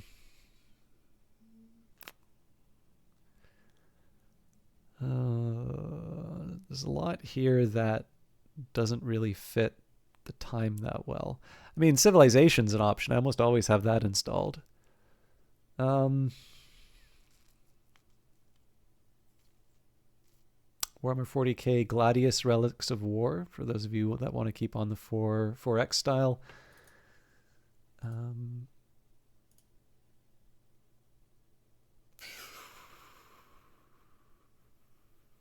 The Banished Vault is kind of interesting, but I'm actually still wrapping my head around that. Battletech. I think I already said Chaos Reborn. We could do Cobalt Core.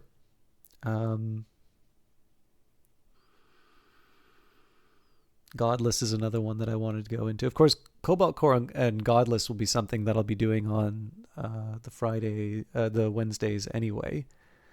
Imperium's Greek Wars is one that I wanted to go back to because that deals with Philip II as well. There's one I've been wanting to try called The Invisible Hand, which seems to be a stock market simulator, but I should probably try it before I see if I want to stream it.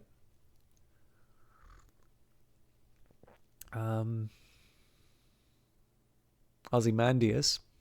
That's supposed to be sort of a small scale 4X. I tried the first part of the tutorial, but I haven't gone too far into it. Shadow Empire is one I would really love to try, but that is one that I'm going to need some time to learn. Sonic Frontiers, but Yessie's not around, so I feel like that would be like Stardew Valley. No, that's been a big troll. There is no game, Wrong Dimension, Total War, Warhammer 2. I don't know. I think... So I am actually interested in a number of these, but I just don't know if this is something that people want to see me play.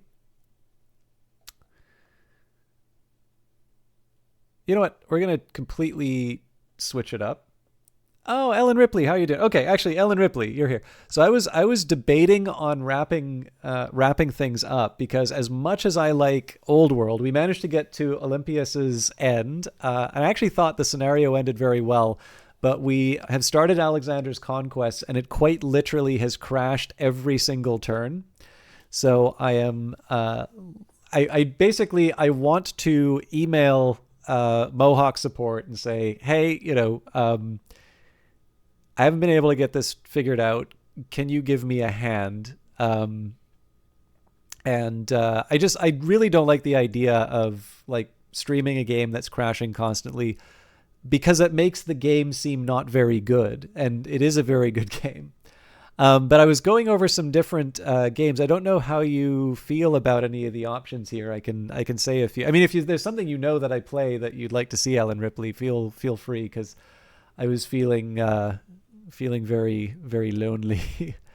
But I'm taking a look on Xbox right now. I've got Diablo 4, Warhammer 40k Bolt Gun. I was debating on doing Bolt Gun. Dune Spice Wars, I think, is a little too much. It requires a little too much attention for me to wrap up. Ozymandias, I wouldn't mind learning, but that would be on the 4X style. Could try some BattleTech. Warhammer 40k Gladius Relics of War, which would be 4X set in the Warhammer 40k world. Two Total War games installed, Total War Troy and Warhammer 2. Super Hot. Sunshine Heavy Industries. We could try Civilization 6, although I suspect I wouldn't get very far over the... It's kind of a one-off here, so I'm trying to think of things that would work well for that. I could do Occupy White Walls for a change of pace, although I'm not really feeling quite in the mood for that. King of the Castle would be fun, but I actually think that will take longer than I have. Imperium's Greek Wars was the one that I'd like to get back to, but I'm going to need to put some effort into learning. Godless and Cobalt Core, although those will be coming up on Wednesdays soon enough.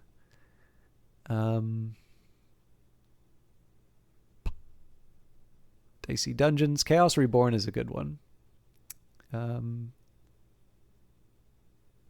Banished Vault, which I need to learn, but I don't mind learning.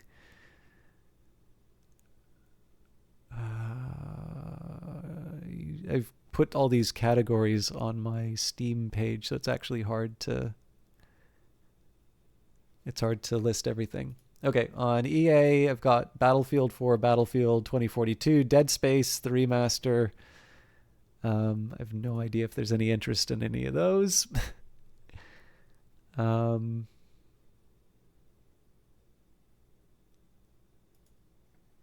Age of Wonders 4, again, similarly on the 4X. Path, Quake 2.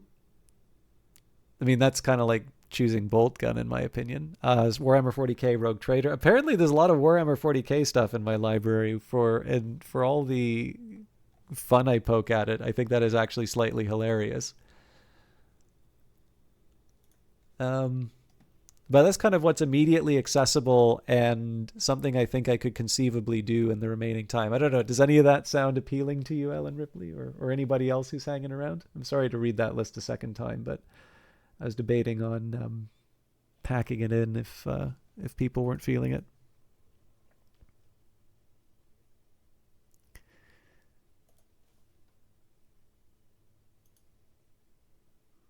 There's also a download going on in the background, so please let me know if there was any interruption in terms of the descriptions.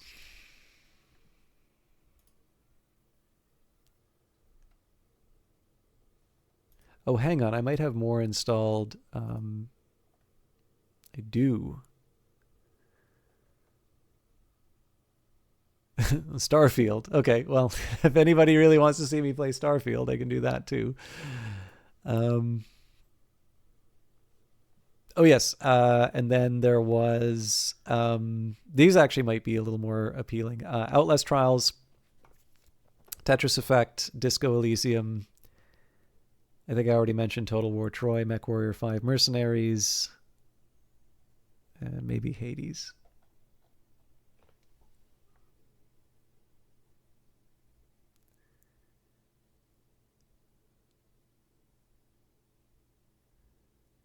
I could actually maybe see myself doing a couple of Outlast Trials now that I think of it.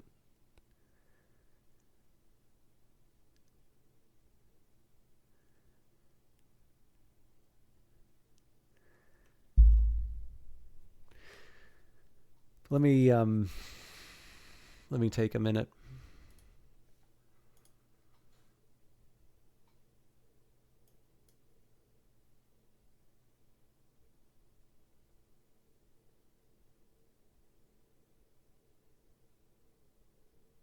Oh, Ellen Ripley, if you're if you're letting me know my stream is live because I seem like I'm talking to myself. Yeah, I'm actually listing all of these out. I'm listing this out to see if anybody wants me to play any of these.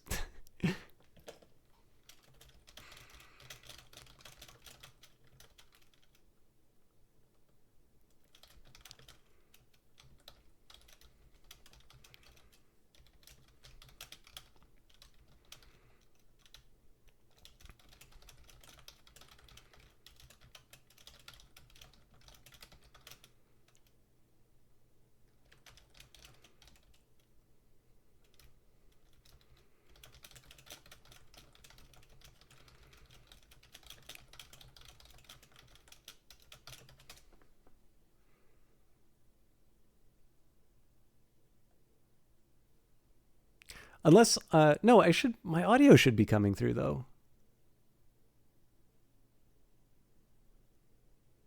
Unless it's not, then that's a whole other problem.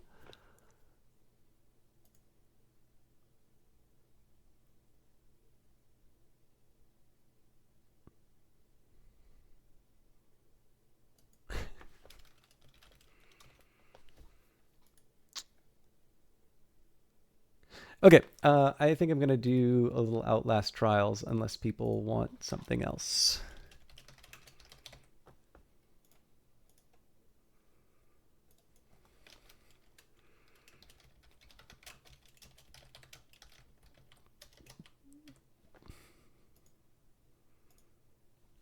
Okay, so this is obviously going to be a huge change in tone. Apologies for anyone who doesn't like violence. I might need to turn down the quality settings.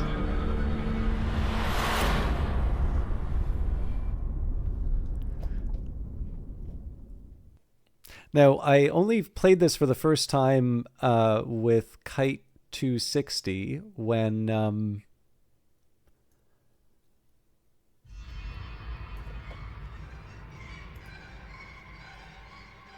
at least so the first time I played this since its full release was with Kite 260, so they've actually changed a few things, which is interesting. Not all of it is straightforward.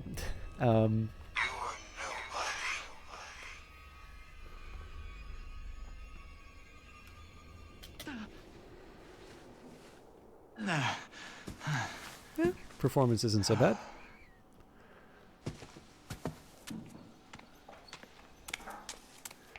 Alright, I hate people, so we're not worrying about them.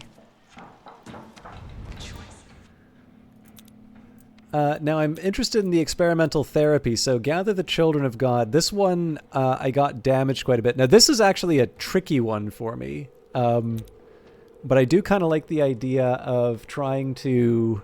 by the way, Ellen Ripley, if you have a preference of any of the games that I was mentioning and you'd like me to get out of this, I don't mind switching again. But I want to see if I can do Gather the Children of God again. Now, the toxic shock experimental therapy is a wild one. So, too much mother love makes a weak child. Gather the children and bring them to the priest for a more strenuous education. So, the toxic shock variation, the trial environment sporadically fills with toxic gas, inflicting permanent damage. Hide to stay alive. This is ridiculous sometimes. And then collect the rats, recover all of the drugged rats within the trial for tissue analysis, fulfill the objective for additional rewards. So I was able to get an A on this the first time I tried it. I want to try and get an A+. So...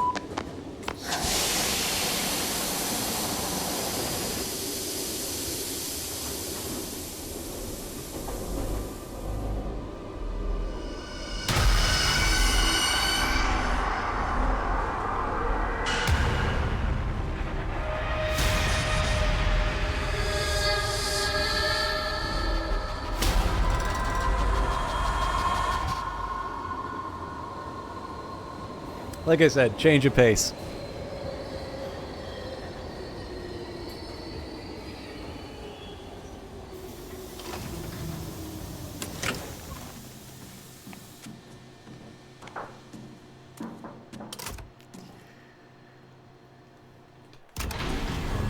Okay.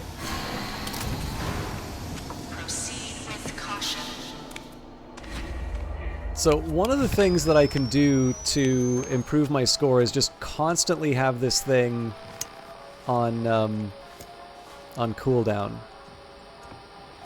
This is one of the rats that I need.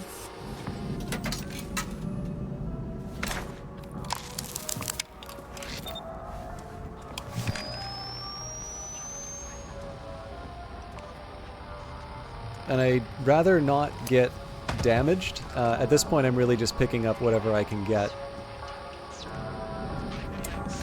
This is the destination we're heading to.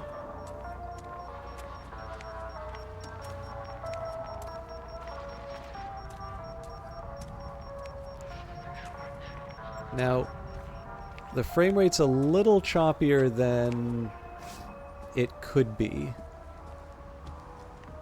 Thought I heard one of the rats.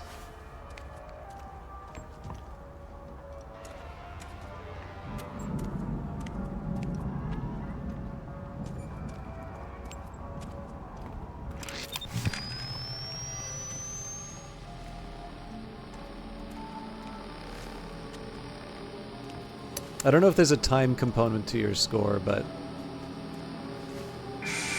Okay. Warning. So that's what the gas is like. I'm gonna see if I can change the...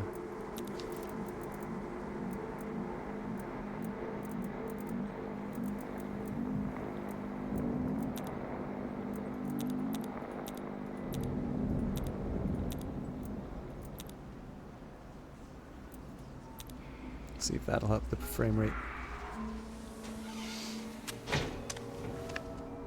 So yeah, basically, if you get caught out in that poison, then you start losing health. There was a rat.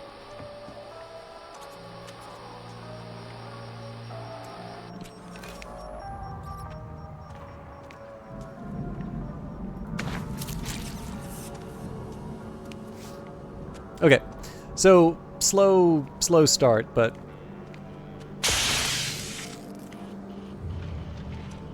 now this one's pretty straightforward to handle. It's the other ones that...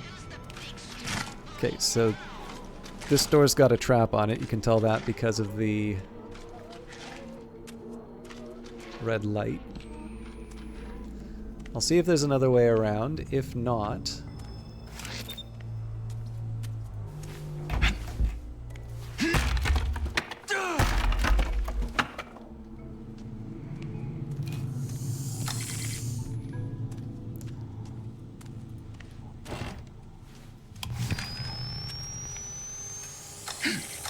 no good.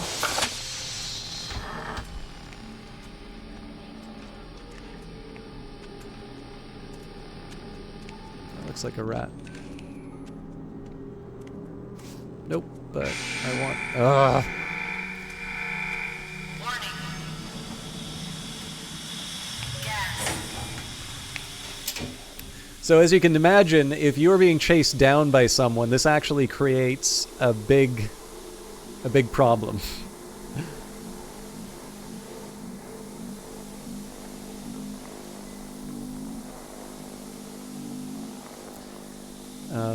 But as it turns out, there is actually something I wanted.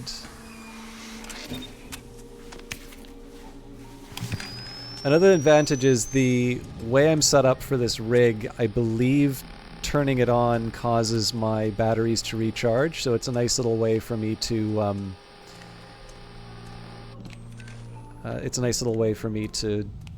keep okay. If I was being hunted down, what I'm about to do would be a stupid move, but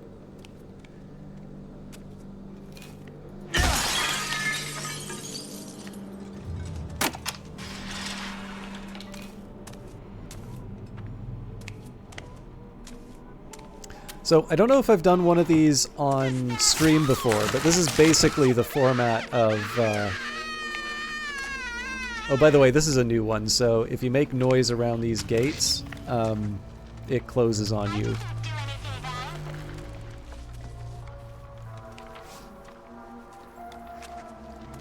Now I do kind of wonder if maybe... I do know sometimes there are enemies that go patrolling around the area. I think I'm still going to put them in the...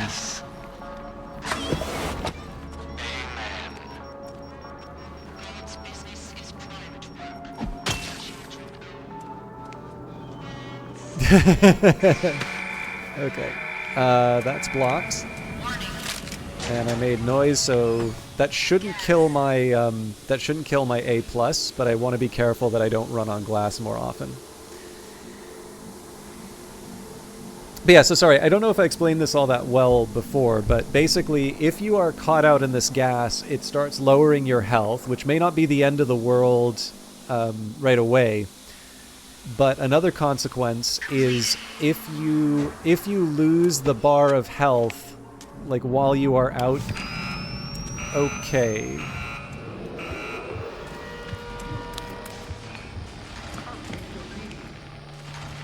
So the door closed behind me, but that was intentional for...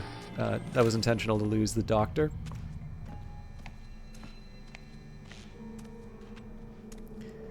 Well, also just because I can move faster, but...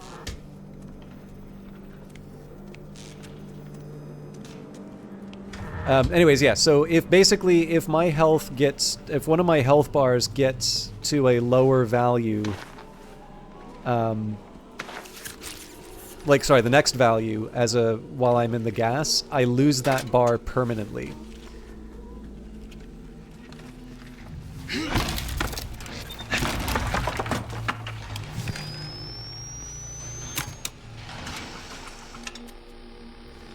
So the easiest way to find the kid would be just follow up on the... actually, I could get a better brick here. Just follow the wire. So the one thing with these kind of intermediate missions, I tend to notice I am not very good at navigating the level. Hey, Knight, how you doing? Thank you very much for the follow. I was playing Old World before, which is a much more wholesome game than this. Okay, this is tough. I need to find a place to hide right away. Crap.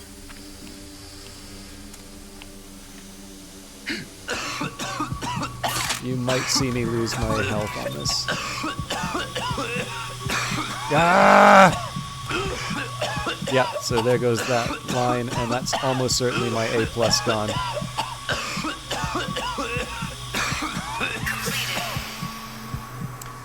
So the problem here was this was occupying my hiding spot.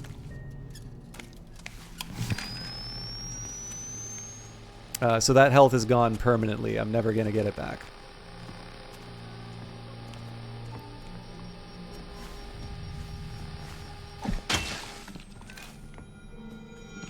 Thank you very much, Knight. This game's great. The new toxic shock levels are character building, as you just saw, but one does not play these games for it to be easy.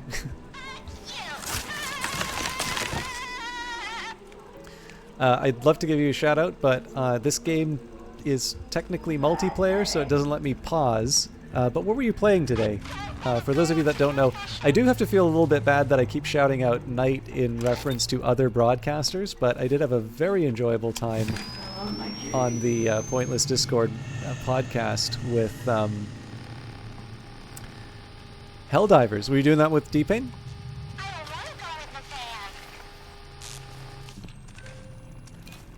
Anyways, I had a very enjoyable time sharing the Pointless Discourse podcast with Knight97, and it's actually much more generous. Knight97 raids me a lot more than I raid them. Okay. Warning. This works. Nice. I've only played the first Helldivers, not the sequel. This is kind of like Helldivers, except that your allies don't kill you, just the environment does.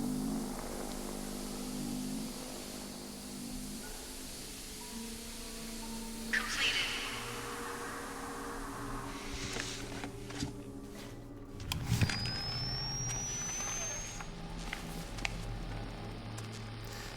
Now, in addition to just wanting to have this thing constantly on cooldown, I thought I heard a voice, and it's probably this kid.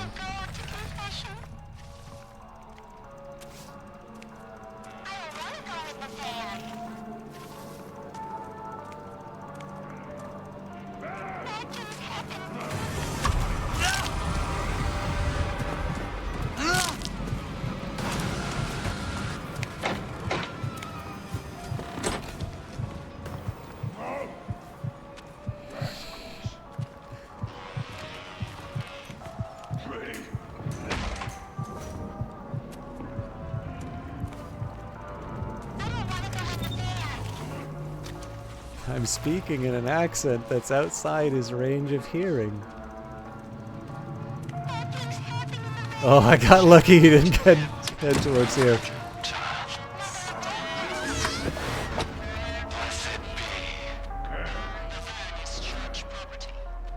Prosciutto Fist, thank you very much for stopping by. We were doing Old World. Run for your lives! The Reaper is coming! Oh god, Damn. I need to find a place to hide. Gas.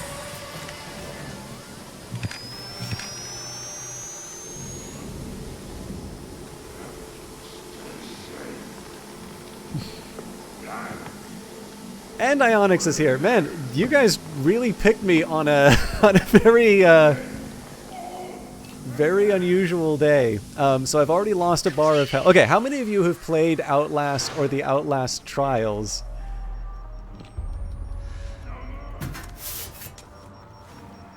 But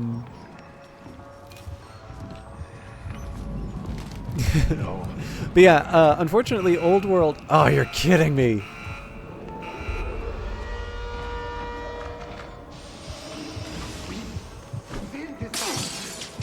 That sounds like withdrawal.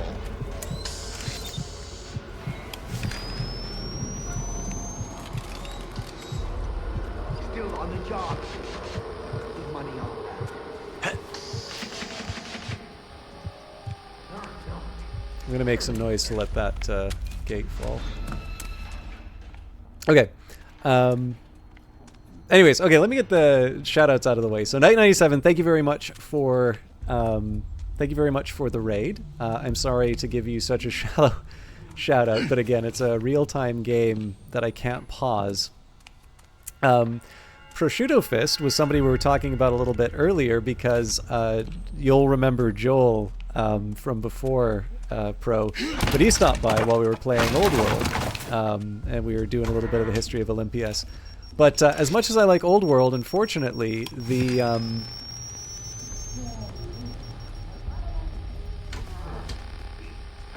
pretty sure. Ah, crap. Warning. Gas. This works. So you have to hide from the gas, otherwise you lose a health bar. But anyways, we did finish the Olympias scenario, which was lots of good fun. We got stoned, but in the old way, not the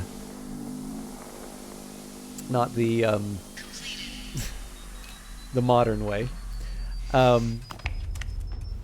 Nope.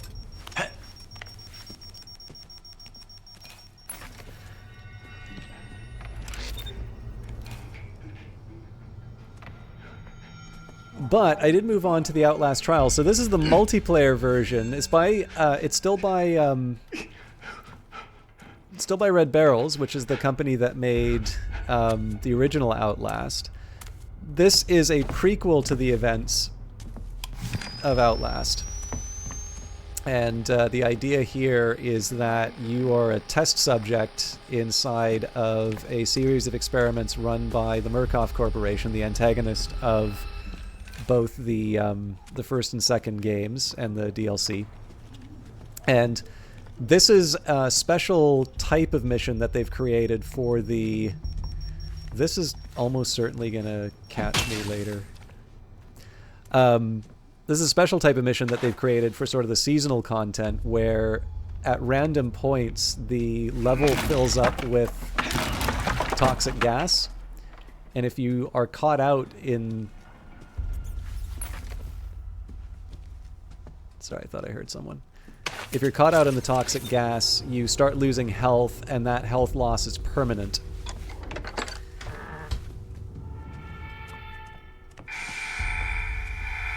Which is why I'm doing this.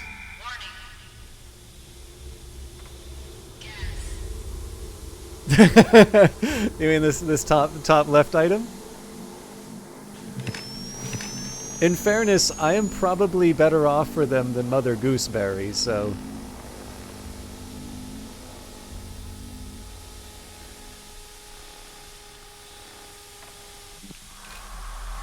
Completed.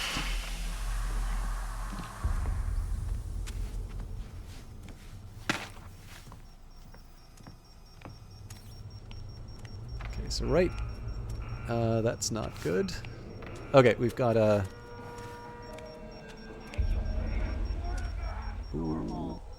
Okay, it's too many dangerous people walking around. Okay, there's the kid. So I'm going to want to go on the opposite side of that, keeping in mind that there are lots of things that want to kill me in the area.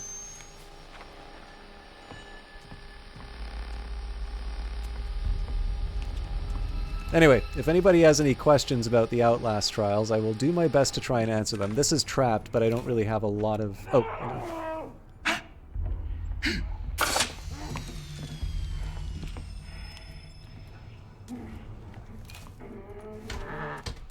Oh!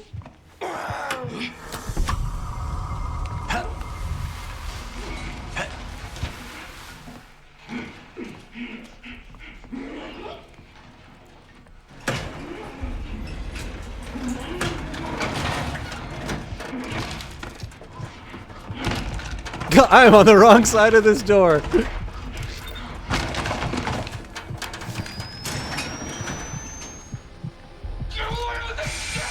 You're kidding me. Warning. Gas.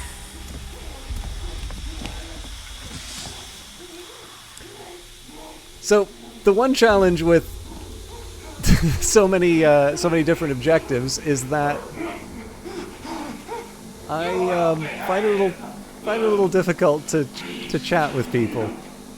How is your day going? I didn't really shout out Prosciutto Fist. So Prosciutto Fist was playing Stardew Valley, which technically was on the list of things I could have played while I was trying to switch between... Oh, you are kidding me. That's Mother Gooseberry.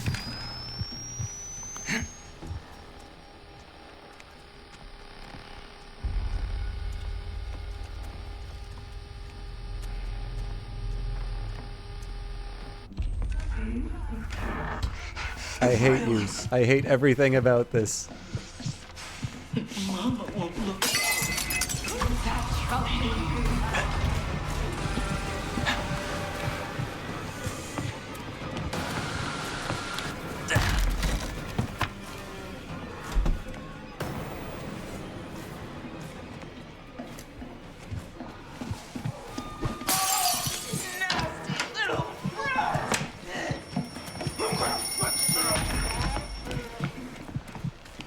I'm making way too much noise, but... Okay, we still have our internal organs. I've almost certainly lost my A+. You sound like you when you're trying to talk at Stardew and have 40 different tasks you want to do. Farm life is hard, but honest work. Indeed. Asylum life is hard and honest work, too. I hate everything about this.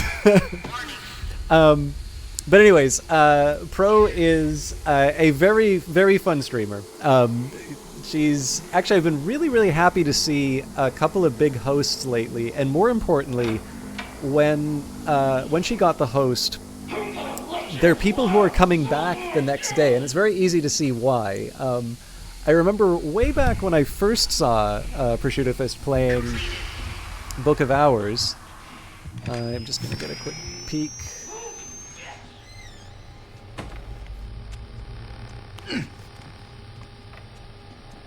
I'm very exposed here.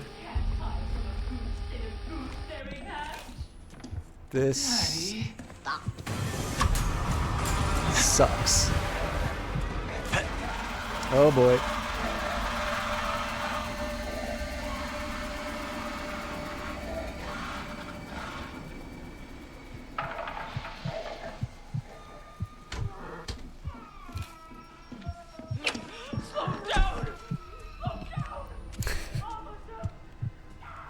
Yeah, no, I mean, it's very easy to see why people would come back.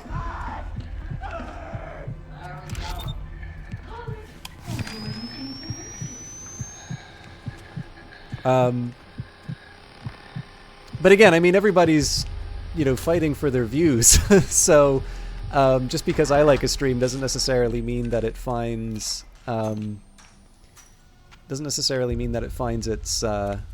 its audience. But in any case, way back when I first joined Prosciutto Fist's stream, I was much less like how I normally am. So I did get to hear a little bit about her. Oh boy. I did get to... Oh, Jesus. Warning. Gas. About her history interests, I was actually really happy to hear about a forestry major just because UBC has a big forestry department. I never participated. But in any case, Pro is a lot of fun to hang out with.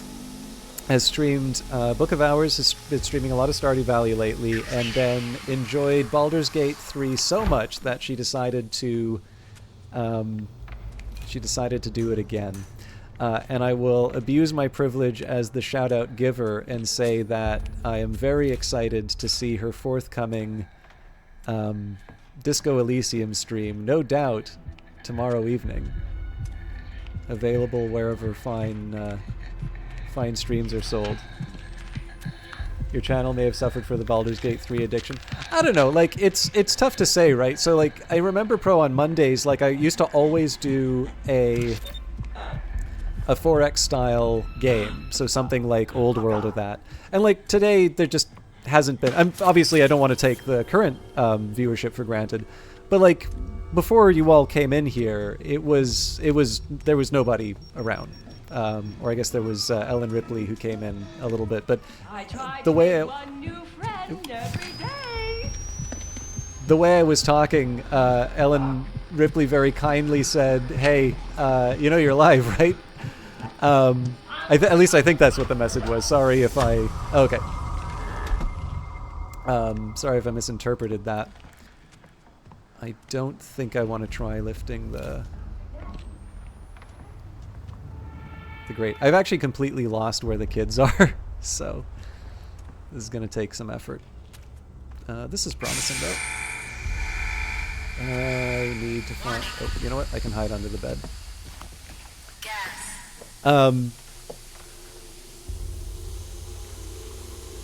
Do I have to play that, and do I want to? No, you do not have to play it. That was a gift, not a job. However, I will say that Disco Elysium is something that quite a few people have asked me to play. It is in some ways similar in style to Baldur's Gate 3. Obviously, it was made before Baldur's Gate 3 and by a smaller team, so don't expect the visual fidelity. Oh, you do have to... Oh, okay, no, yeah. But with that in mind, like, it is a gift, not a job. It is something I genuinely think you will enjoy.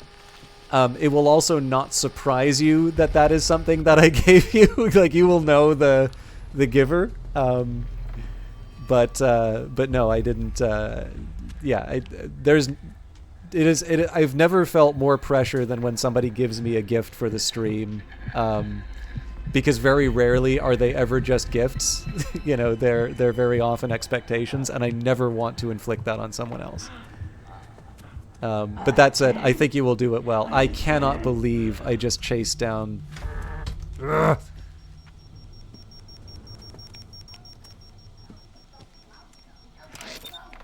Look who's back! You only have yourself to blame.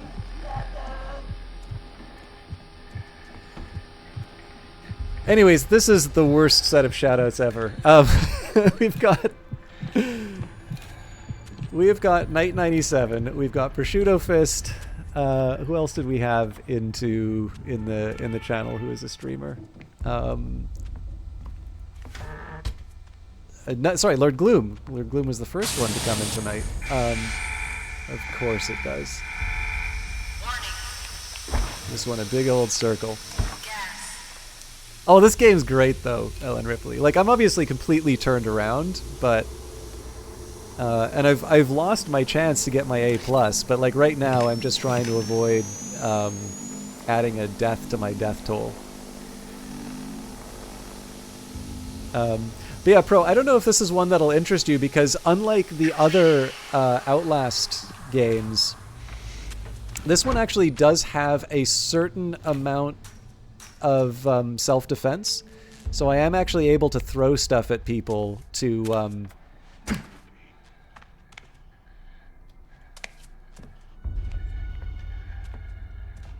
I think I'm just going to wind up going in circles again, but...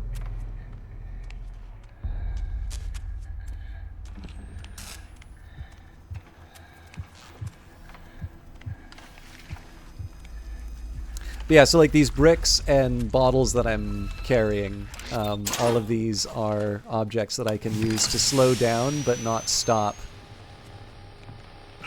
the enemies. Alright, that sucks. This is gonna run out right around the time I need to... Oh, baby, if I always go where you're going, I'm a ball of red snakes.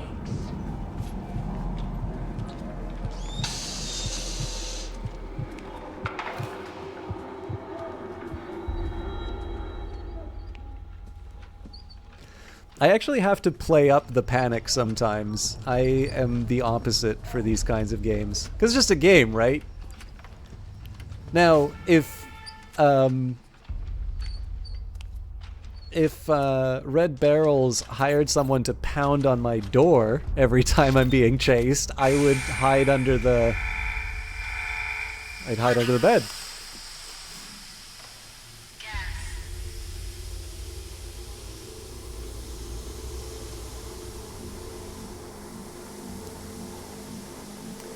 But yeah, this is intended to be played with a group of people, but you already know how I feel about them. Gotta get that 4D experience. I demand a discount if I have to play a game with people. Oh crap.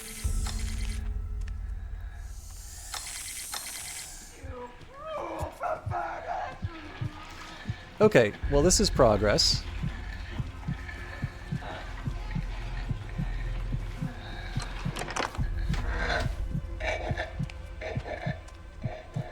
Okay, that's trapped.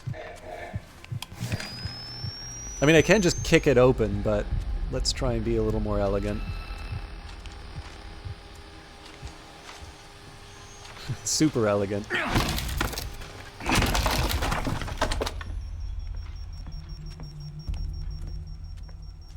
Lunch, anyone?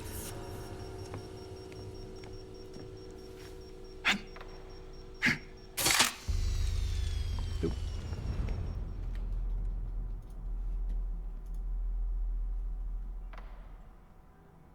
Third sandwich of the day. When you come back, let us know what type of sandwich. I will also share, for those of you that are still looking for reasons to watch Pro's stream, she's kind of like a hobbit. You get to see like third, second, fourth, fifth breakfasts on stream.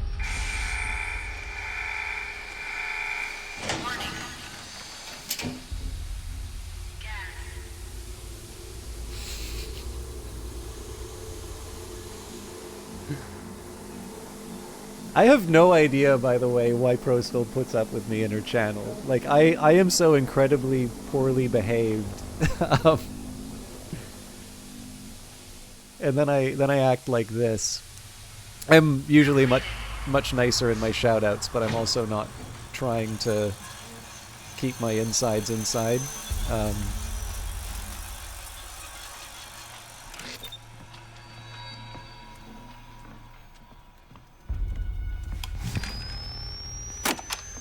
Okay, so the remaining steps are finding the kid statues. This one shouldn't be hard. The last one, though, is going to be an absolute nightmare because I have no idea where it was. And then, of course, there's a whole business of actually trying to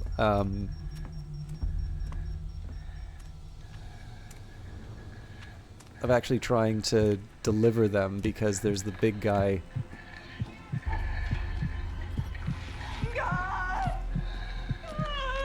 Okay, this might cause this thing to freak out. Yep.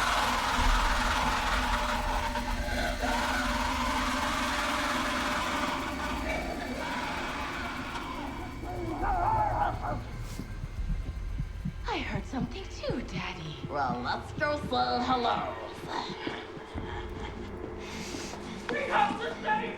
What was that about people in chat being a bit nervous?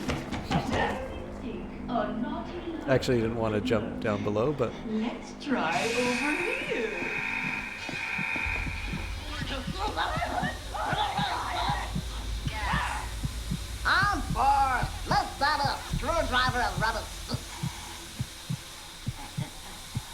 almost something rotten to thrill.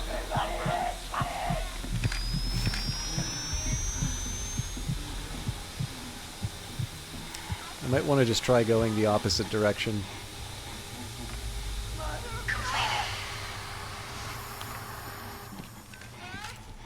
Oh, come on. Let me pick up this stupid kid.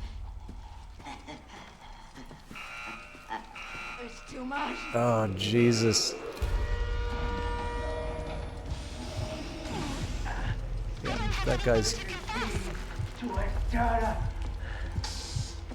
This is gonna get awkward. What's got you so anxious? You got the shakes, baby?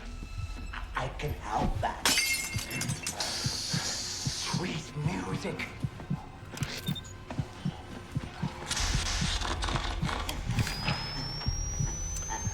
Okay. I fell on my key.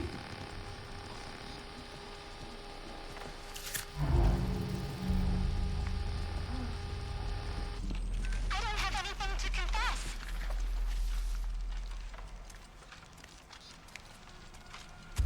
I don't think it's confession in there. So obviously Mother Gooseberry's a risk at any given moment. But as long as I can get to the lobby, Help me. I'm in decent shape. I don't have anything to confess. Okay, not great. Oh, good lord.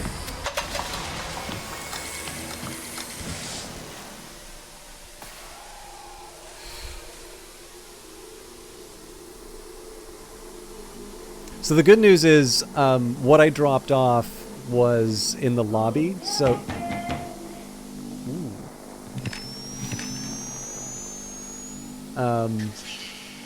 it shouldn't be that hard for me to try and find it again.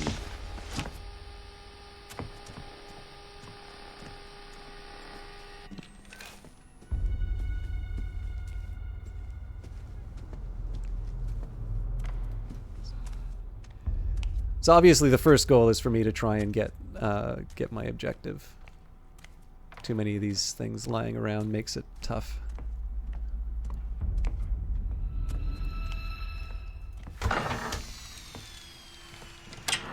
That's a fast way you can get past those.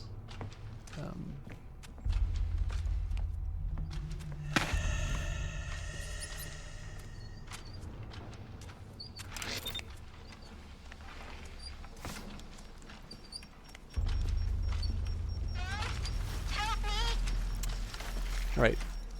So you get slowed down carrying these things. It's kind of why I'm okay dropping it and legging it. Oh no. I don't think it's confession in there. Okay, I really wanted to avoid doing this, but...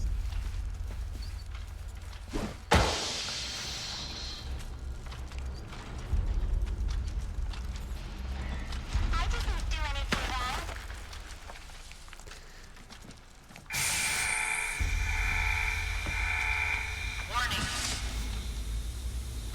There we go.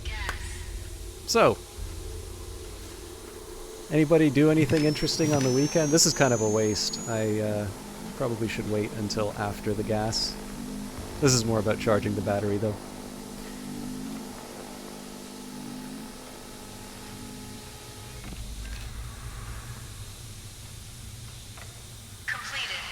Actually, I will ask for people who are still hanging around and interested in having their say. I'm not exactly out of games to play, but especially given what happened with Old World, I may find myself with a few more options in terms of things to play. So is there either a specific game or a style of game that people have been hoping to see? Okay, I'm just gonna run. I'm not a child. I think this is the wrong way, but Spent the weekend building flat pack furniture, not done yet. You are ready for the asylum. Well, lucky you, you're getting a good preview of it.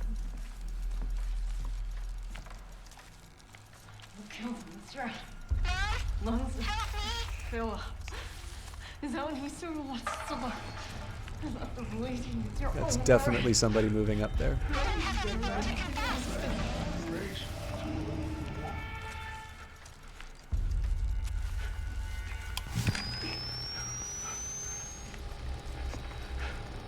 I can sort of afford to walk normally for the next little bit, but once I get back to the front,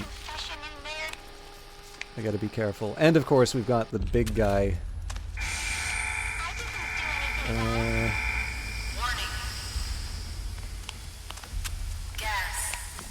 Hey, Pandora Carp, how you doing? There's a Fallout 1-like game that is set in Australia. I think I'd enjoy you and Outworld playing that. What game is that?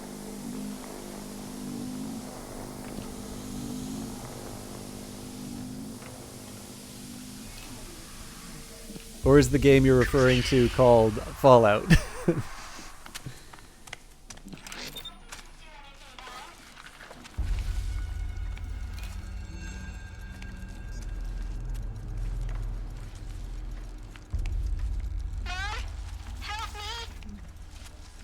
Okay, so again, if I make too much noise at the entrance, the gate goes down. So the trick is to get the kid on the other side of this gate and then deal with the big guy later. Broken roads. I think somebody mentioned that before.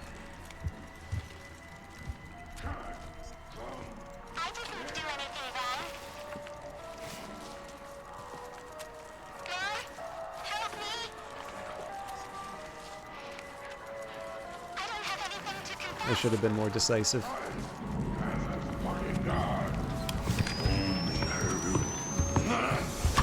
He sees me.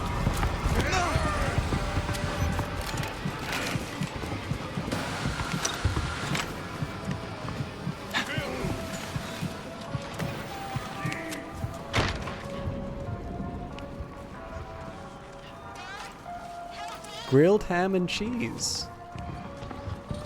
I see you! I see you now!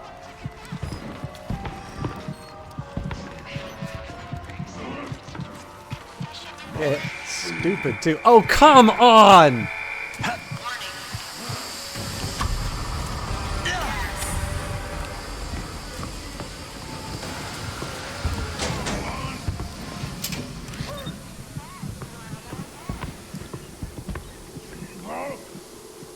Slippery.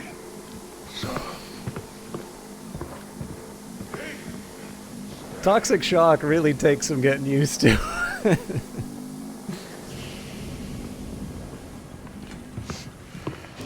He's beside me, isn't he?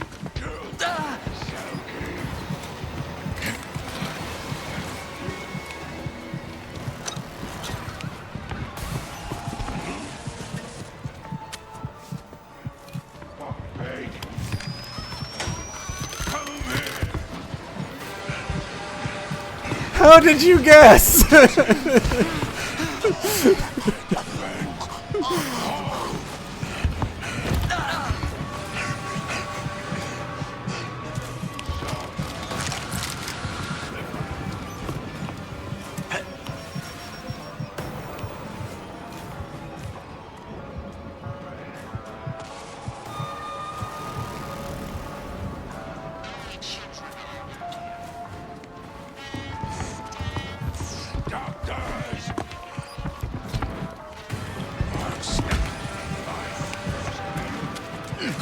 This is my life now.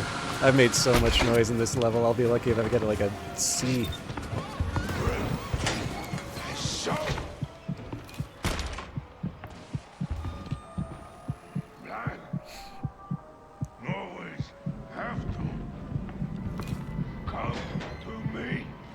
So honestly, at this point, I just need to reload on like the... No, back into the closet. I need to like reload on the bricks and bottles and stuff like that. At this point, I'm trying to get through without a death. My hopes for my hopes for an A+ vanished quite some time ago.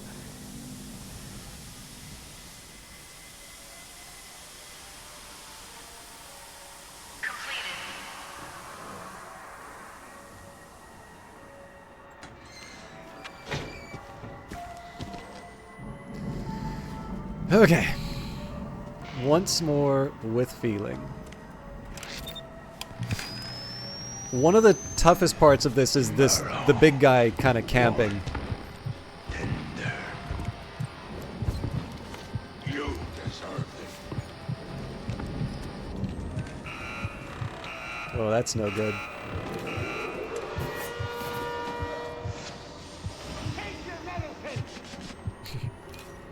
And then, you know, you have supporting characters coming by.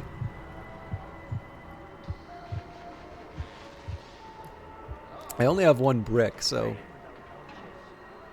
I think I'm just going to stay here and wait for the X-ray to recharge. Of course, by the time I'm actually ready to do anything, I'm like near certain there's going to be another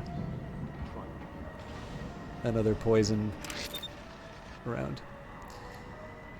So I don't want to waste the X-ray. I'm going to wait until...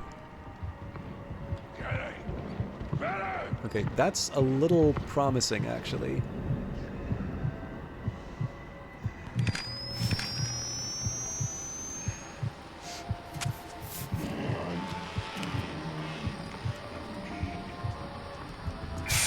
Oh, Jesus Christ.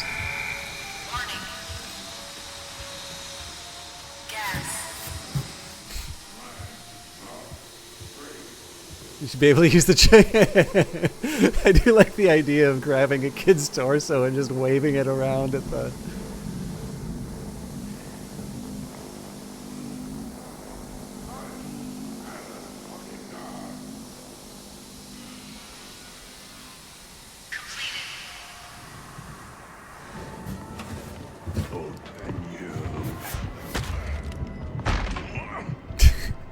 Like I said, I'm never gonna leave this.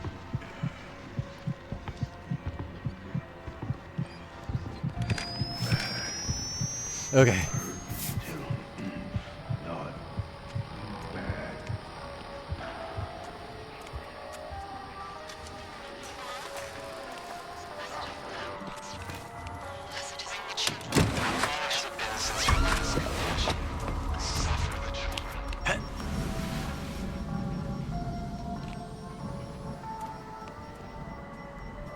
At this point, I think I'm just gonna grab whatever I can. Listen, you had your chance. I mean, sorry. Ah! The man jumped at me.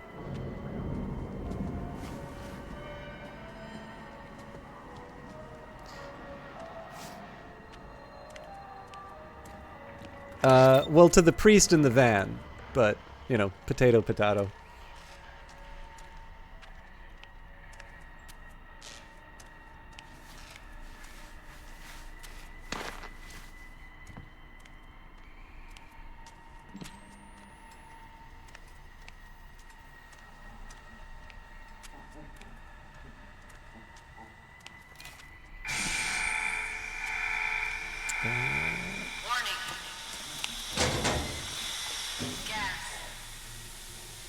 Sure, you kind of see him pop out when you deposit the kid. I was too busy running from le grand homme. At least this one's wearing clothes. The giant, in case anybody.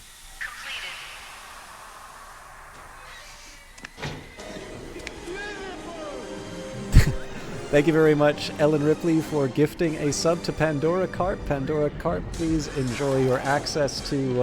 actually, I think, was it Pro who used the Aristotle emote before? I'm actually trying to remember what stream you first came in on, Pandora Carp. It's escaping me.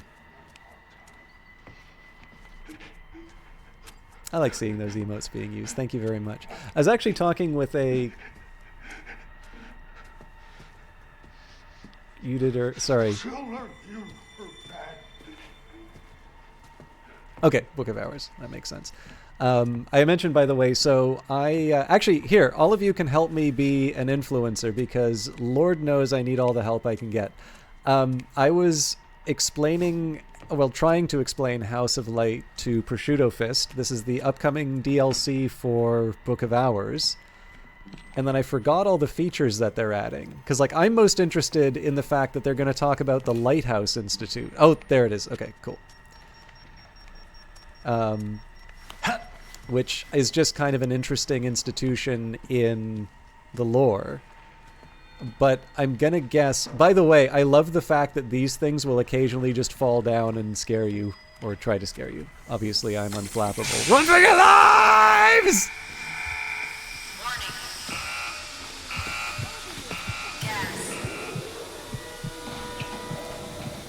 But yeah, so there's the Lighthouse Institute, which is kind of, I feel, the big story thing that's going to be happening through it. But one of the big features that this DLC is going to be adding is it's kind of following up on the feedback that people had where they sort of felt that there wasn't as much of a point in terms of having guests over, especially once you'd unlocked all of the different rooms. So in addition to a bunch of cooking mechanics and things like that, you'll kind of be able to host a salon, invite some of the... I'm pretty sure there's a bad guy nearby. Okay.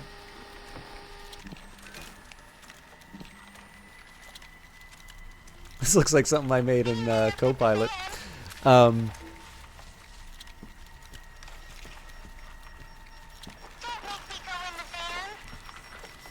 But anyways, yeah, so basically giving the player something more to do with the guests, or turning them into guests, really.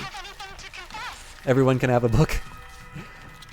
I'm just trying to think of some of the other things that are discussed in it. I mean, there's been the blog posts, but I tend to want to go in, fresh. So I actually don't know as much about the DLC as I probably should. Although I did get a fun reaction from Lottie, who, those of you who don't know, are Bella Dusk on Reddit.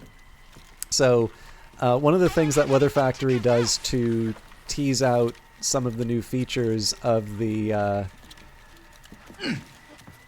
forthcoming DLC is they'll show some icons, of course.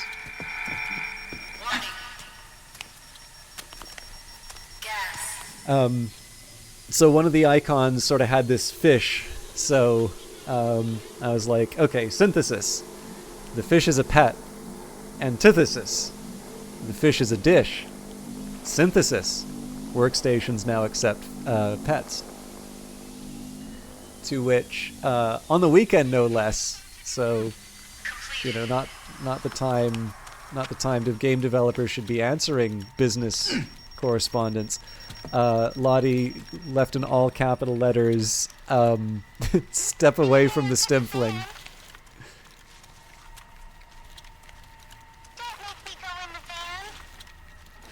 So far as I can tell, just in case anybody's getting excited, so far as I can tell, you cannot put pets in the kitchen workstations. But if you would like to request that feature, I am very lucky he did not see me.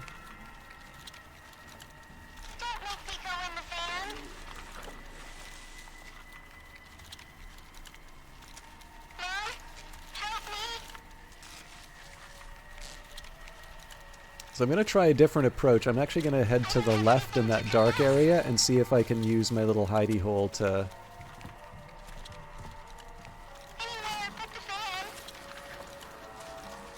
get through. If I'm not being chased while...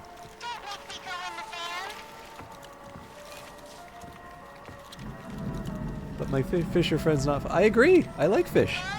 And octopuses and... elephants?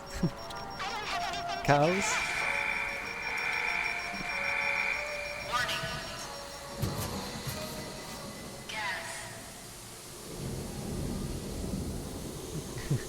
Bro said, don't make me go in the van, but here we are. Listen, if he didn't have a drill that he was drilling into some corpse.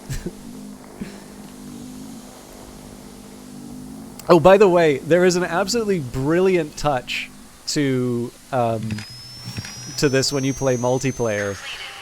So there will be characters who look like your companion but have like misspelled names.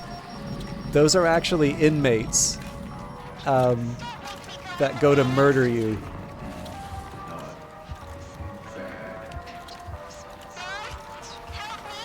Okay, there is an outside chance I'm going to be able to make this. See, there's the priest. Oh.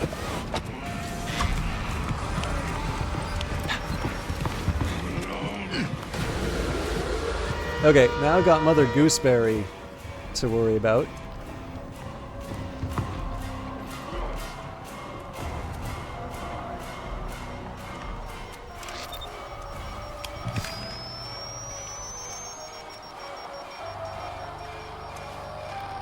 It might be an idea just to leg it to the entrance. Nope.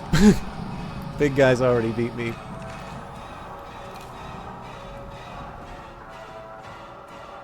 This is, of course, the time the gas comes in.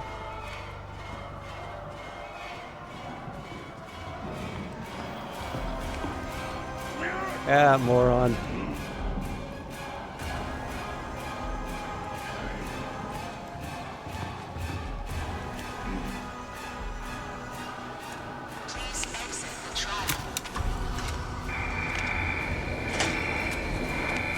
Oh, he's gonna yank me out.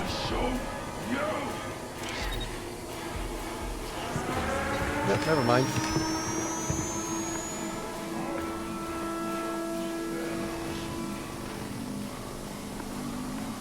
That was a little easier than I thought. Normally Mother Gooseberry comes out to murder the crap out of me.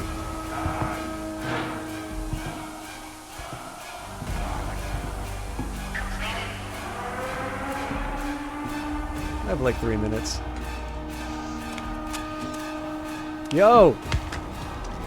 You're stupid and ugly.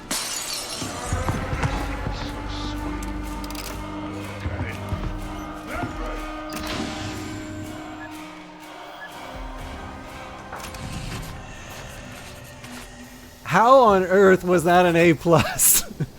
Amazing theta wave activity. Reagent excels in trial. Suggests group therapy to help advance lesser reagents.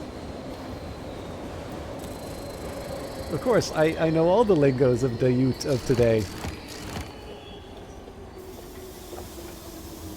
I listen to the Taylor Swifts, and that's like my favorite group.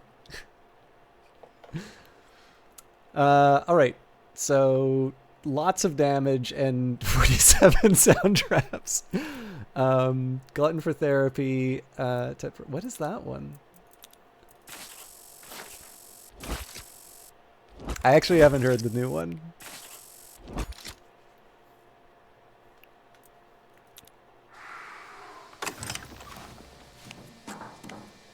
Now, one of my favorite... This is actually really mean, but I don't know how this person would have thought it could turn out any other way. Oh, okay, it's going to force me to... So we'll hear what the doctor has to say. You learn beautifully. You may be my ideal student, my inspiration, a gift to science. I think you are a perfect masochist.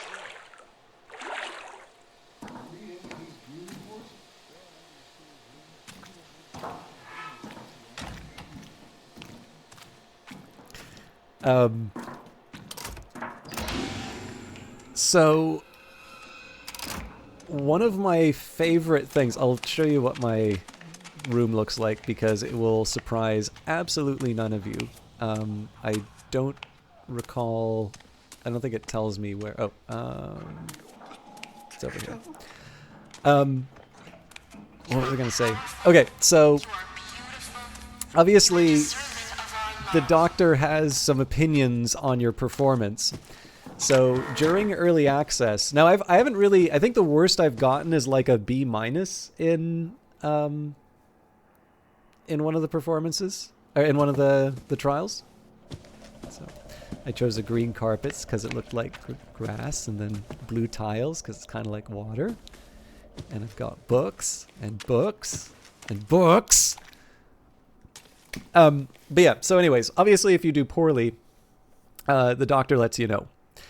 And what basically happened was, if you go to the Steam community, there was this post where the guy basically kind of says, like, look, you know, I already feel bad enough about, you know, doing poorly in the trial, and now you've got some voice actor telling me off for doing a bad job. Could you just, like, lighten it up a little bit on his... To be honest, this is actually a little bit more decorative than my current apartment, and considerably tidier. I, for instance, do not pick up heavy things and put them down again voluntarily. That sounds like work. I just have more books.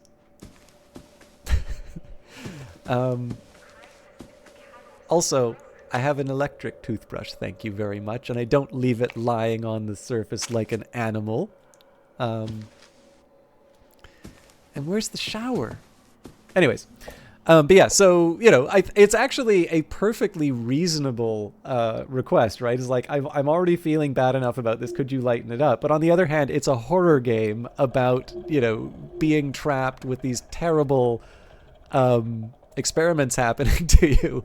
So, and it's the Steam forums, for crying out loud. So from this chat, it's like 20 pages of people just roasting this guy for being bad at the game. And I'm like, I do actually feel really bad, because this guy cared enough and he wanted to give feedback to the devs. Like, we should want to encourage that, but it's really hard not to be incredibly amused by the fact that there was only one way that would have gone. Anyways, so this is the time that I would normally be wrapping up. Let me get my belated shout-outs for whoever's still around. So we had Night 97. Thank you very much for everybody bearing with my my very, very bad influencing today. I don't know if you're still around, Ionix, but it's good to see you too. I don't think I said that before. We did shout out Prosciutto. We'd actually shouted out Prosciutto Fist earlier before the raid, but yeah. So here's the deal. I kind of really screwed that one up. Would anybody like to see one of the earlier missions, or are we happy enough just to call it a day on the Outlast trials? No problem. Unknown shoutouts are the absolute best. I'm just trying to get in your good graces, because so, like, when you're one of those top tier streamers, you can occasionally host me, and, you know, I'll get like 500 viewers for 2 seconds, and then people will hear me and I'll be back to 2. I guess you've been inside now. Therapy, right? Shit, man. You survived. I guess that's something. If you do survive, the question is, how long do you stay you? You watch your ass here.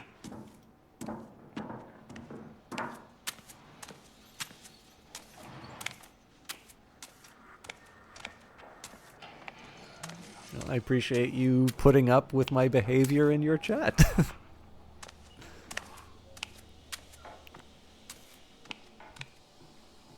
Why, you look just awful. Nice to see you Tell me too. what you need. I feel so lucky to be alive in an age of miracles, to be exposed to men like Dr. Easterman. You have to think of the therapy like you're getting a tooth drilled or some minor surgery.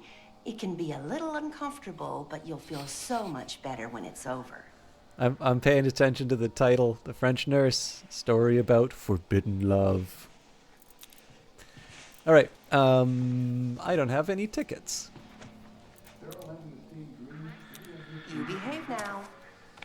But yeah, I don't know. How do you guys think when people are that's good. Yeah. I mean, I feel kind of bad that I shout out Viridian in purely in relation to you. Because obviously, like, you know, I like Handmaid's Tale as much as the next person, but I think Viridian is probably more than just of pro. But the I will say that like Viridian is like a perfect straight man to you, or straight person, straight lady, straight whatever.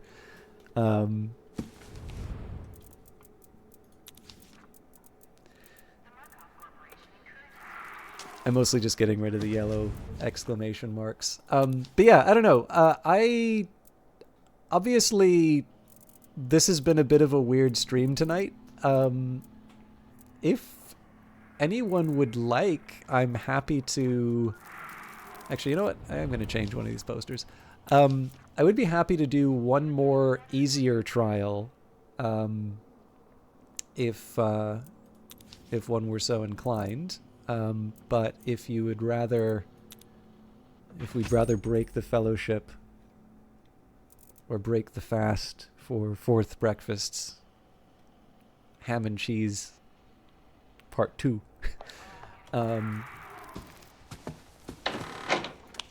Hey, you know what? I think you all deserve a chance to meet Leland Coyle. Not gonna lie, I'm hungry again. Actually, we have very similar eating habits. I think we can cure your appetite with a quick round of Kill the Snitch.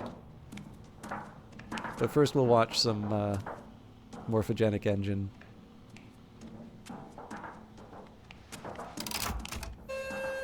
Actually, another one I want to try, is it Sunhaven was the Fantasy Stardew? I've seen that on my recommendations a couple of times. I kind of want to try that now.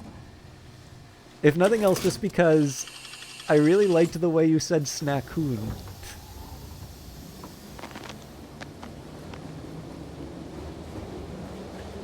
You are the exterminator.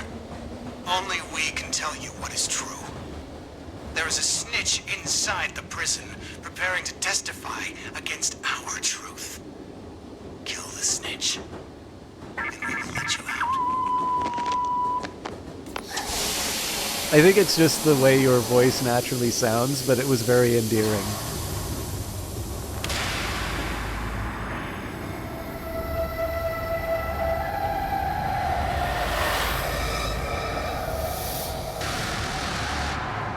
He's just checking the fit of his jeans, right?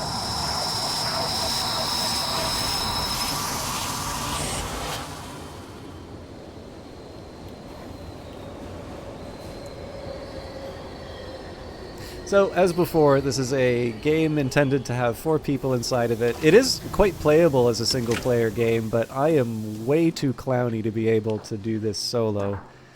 The good news, though, is this is one of the introductory ones, and I have got a bunch of upgrades, so it shouldn't be that hard. Please proceed.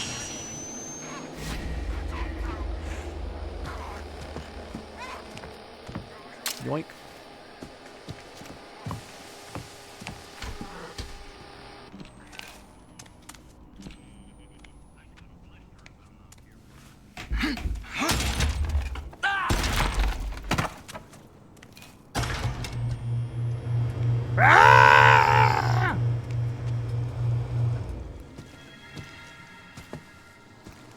So this one you need to collect some propaganda posters, and then I suppose we actually need to do the objective, like get into the building and all that.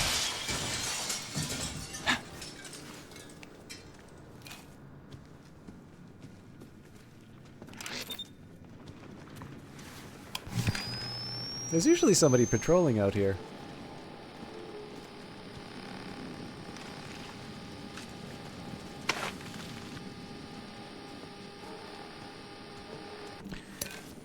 I'll admit, I wasn't originally going to do Kill the Snitch. I was going to show you a fun little trick with Chris Walker in the start of Outlast, but I don't have Outlast installed, so that's fine. Life's full of disappointments.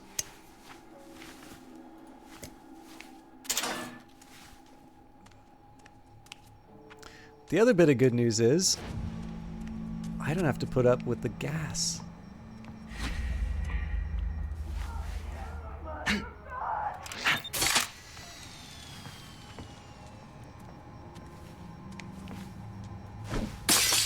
Oh, heck. There we go. If you use the brick, you can use it a second time, but we've obviously got a few more objects I can pick up. Actually, I want one of these just in case I get a nostril full of the good stuff.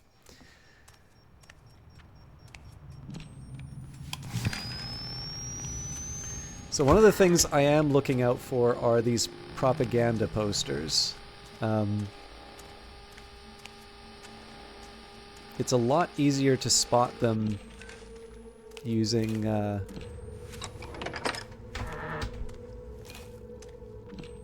using that X-ray vision. Okay, this is going to alert someone. But I have an easy answer out of that. Alley-oop.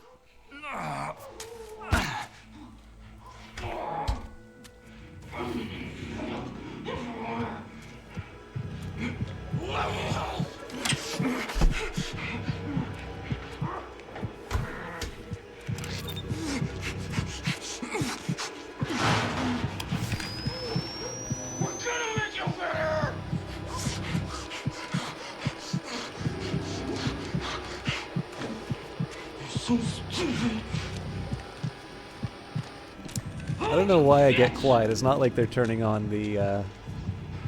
Actually, I guess going quiet does raise the tension a little bit, though.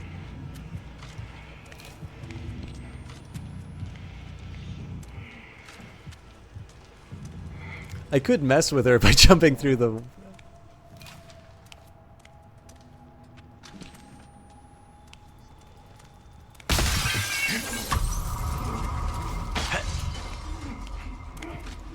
Oh, there's a poster.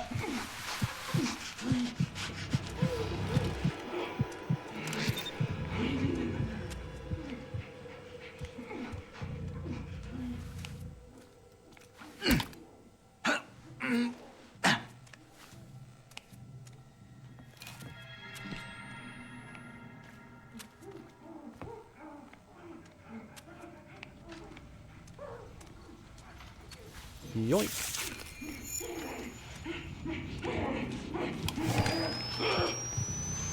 Camper.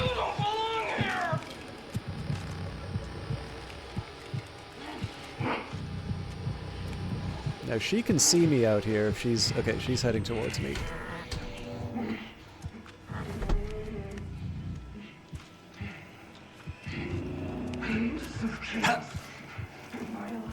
So I don't exactly need to do this, but it's just so much easier when there's only this patrolling maniac. So if I want, I could just leg it to the room. Was that her? Okay. That was her.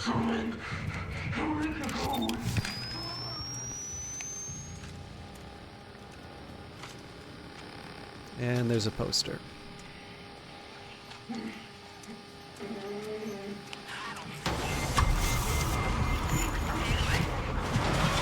See ya.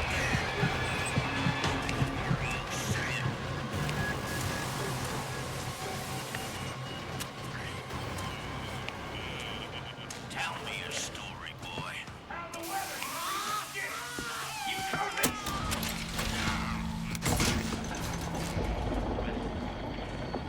This is a nice, wholesome cutscene for those of you that thought this was a little intense.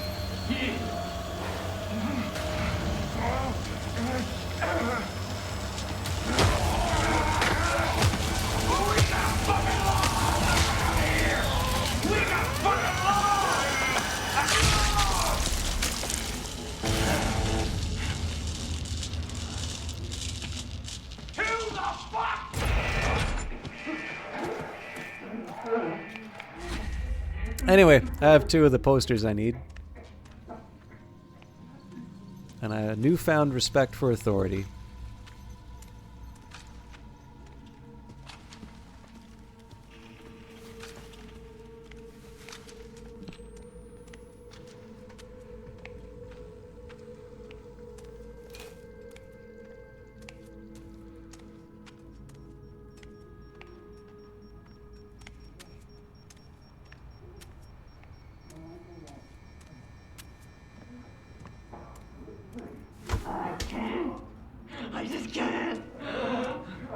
Now, these folks tend to jump out at you, so...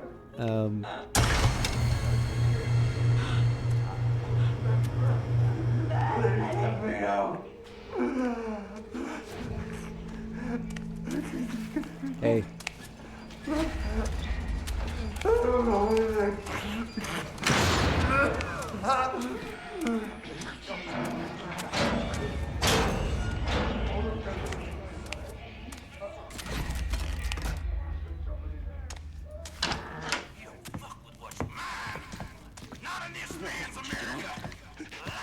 Such language.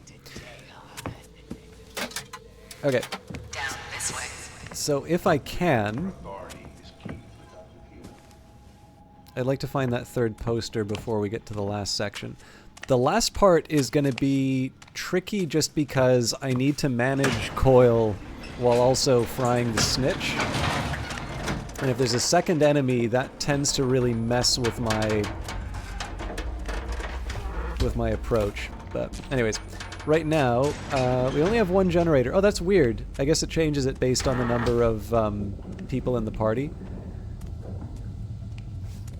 Normally I needed to do more than one. Okay, so we found a generator. The only thing is we don't have fuel for it. And...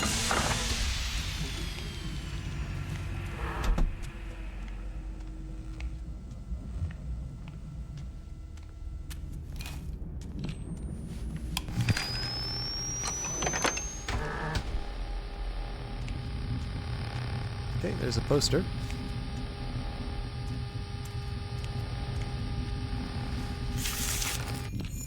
And there's some fuel.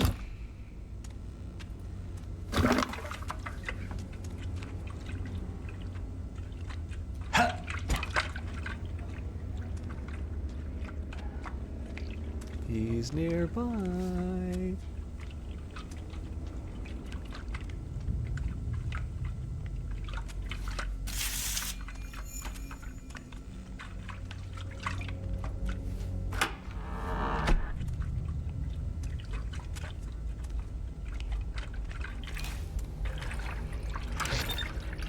So this is going to get really dramatic once I try to turn the thing on.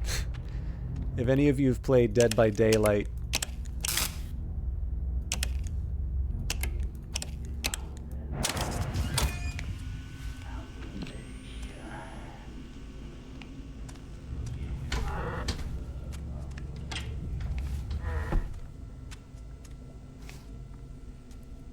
I think I should just give him his space.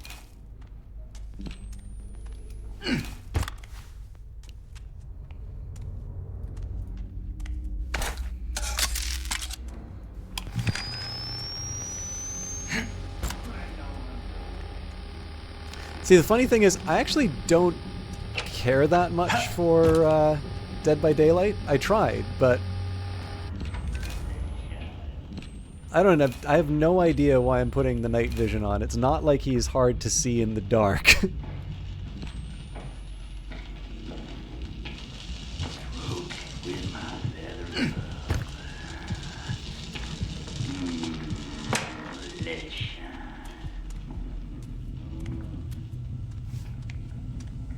Dead by Daylight or this?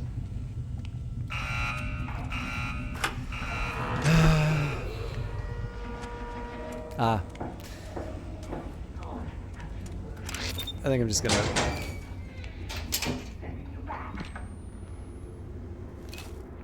hide in my closet.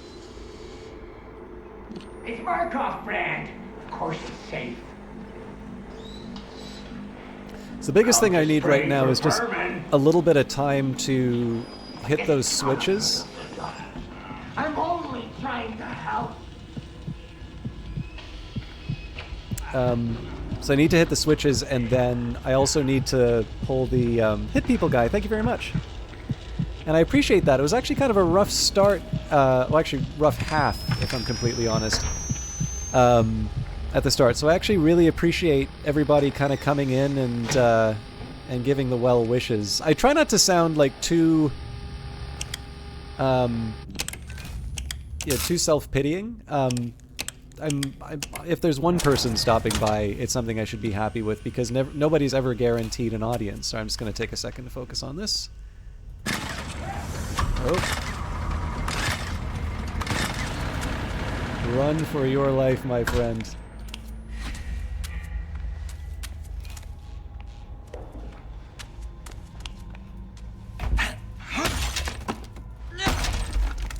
I definitely heard Coil trigger his reaction, but he might go away once the item's complete. But yeah, anyways, I've definitely seen otherwise enjoyable streamers, and some not so enjoyable streamers, if I'm completely honest. Oh, by the way, if you like dogs,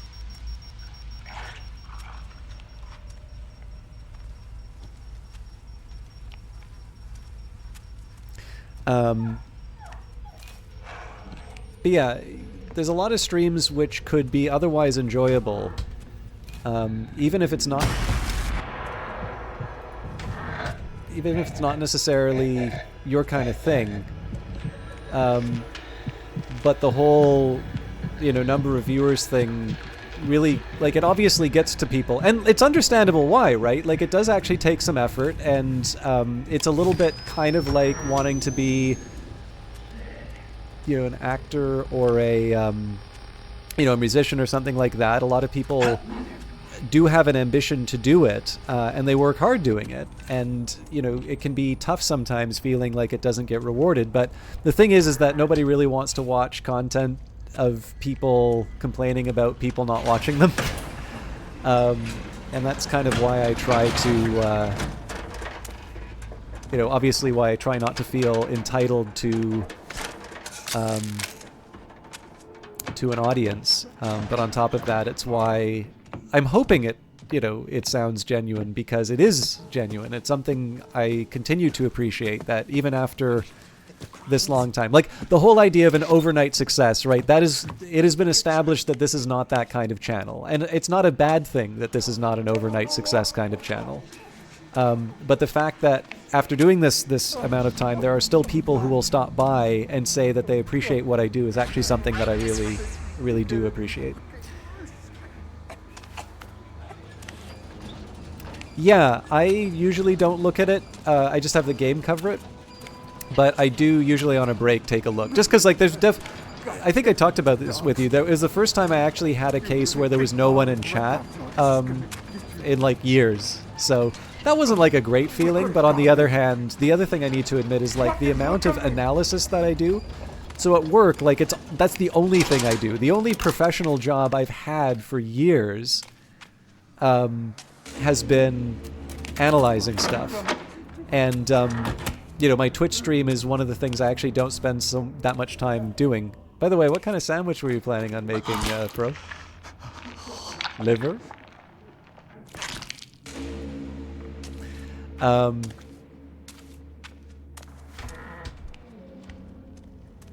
No, not at all. I was trying to offer some perspective, but for what it's worth, Pro, I enjoy your stream a lot. I am not in a position to say who succeeds and who doesn't, but I would definitely say if I saw one day you were on, like, the front page of Twitch or something like that, it wouldn't surprise me.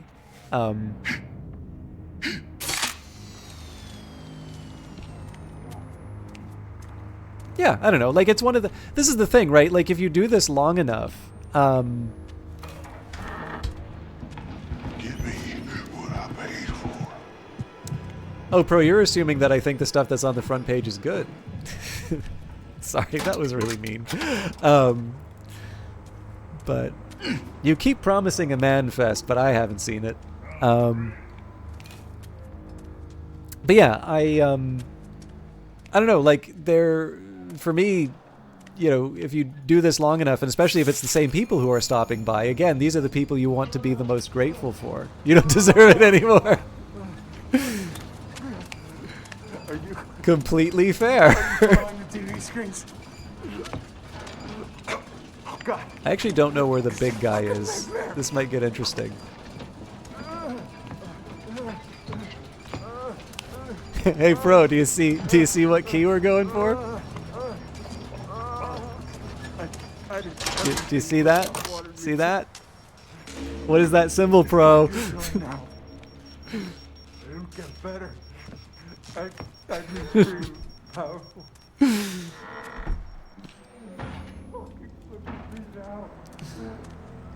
Anyway, yeah. So it's one of these things, right, where I don't know, maybe this is a good creative writing exercise, you know, come up with 100 ways to genuinely thank people.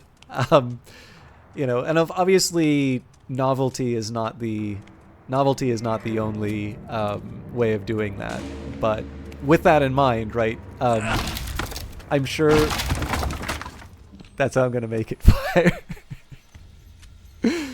I actually do kind of like, so I am not a huge fan of kind of, I don't know, what's the right term for it? Performative feminism? Like, there's just a certain kind of internet guy. Like, don't get me wrong, I do think that people should speak up and be supportive of people. But on the other hand, there are people where it's very clear that the effort is going into showing how, you know, what a good guy they are, as opposed to actually, like, dealing with things. But, I mean, I've modded enough channels, and I've you know, you don't really need to look that hard to see how people behave online.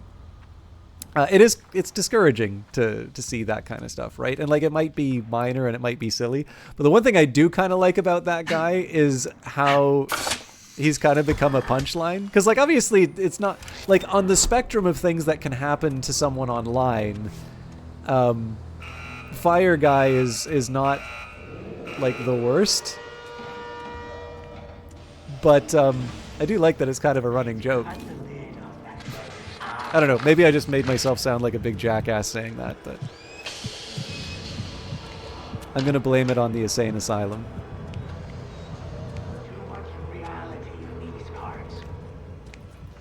If this guy runs around back to his home, I'm in trouble. I'm pretty sure I need a star, but...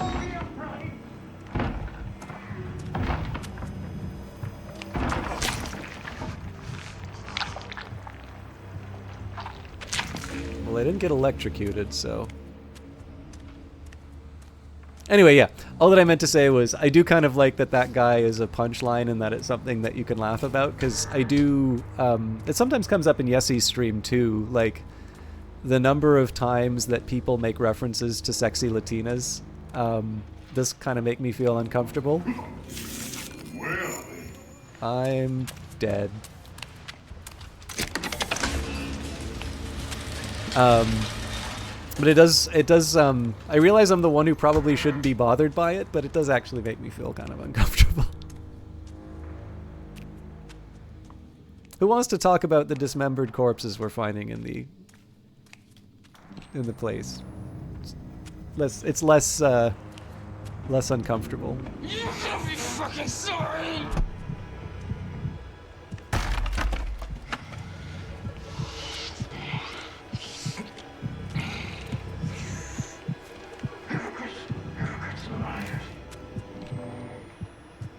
Yeah, no, I think that's the way to go about it.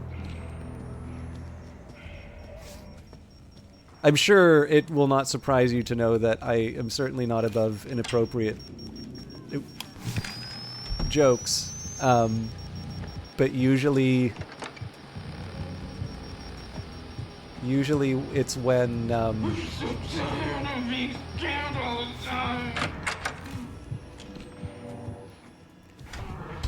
it's usually when it's like a deserving target, so I don't mind. You know, I don't mind poking fun at someone who's just being very silly.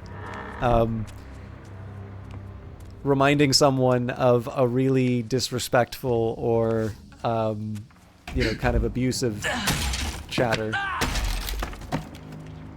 not so much.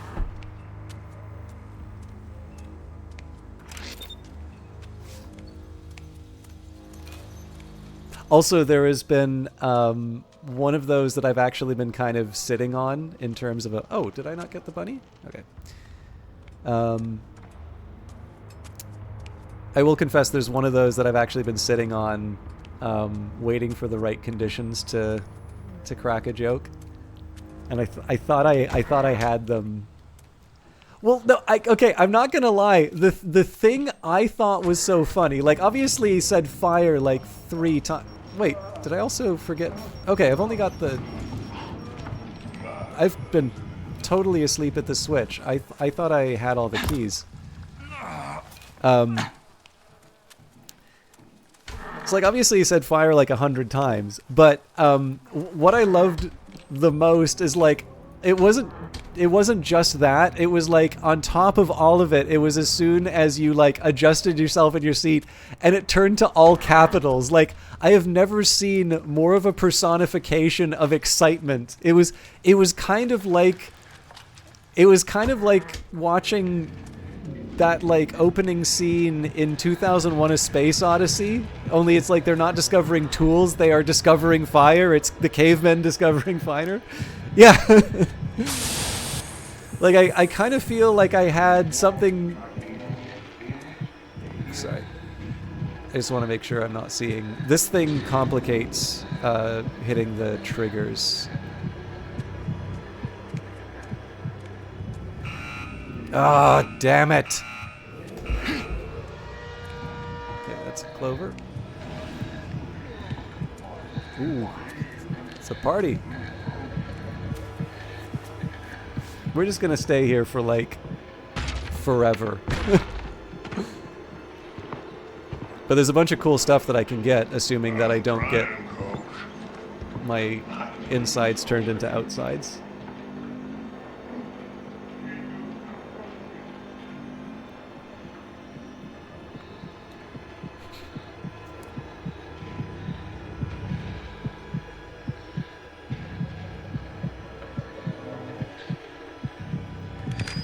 Tiberiosity, everybody's hosting tonight. Thank you very much. What were you playing tonight? For those of you who don't know, Tiberiosity is a fellow Canadian. Sorry, I'm working on my... I actually had a lot of fun watching... him play Final Fantasy XIV, I think it is. He had very cute bunnies, and his reaction was so pure that... Okay, nobody's here to murder me. So, the yellow stuff. You get a permanent health boost when you drink the yellow health. You get a big battery boost when you use this thing. And you get a big stamina boost when you use that. Now, normally there's also a big lockpick. Ah, here we go. So this basically unlocks every, like, locked thing in the... Wait, what's this? Random pills? Why not? Cool. You know what? I don't really need to open locked doors.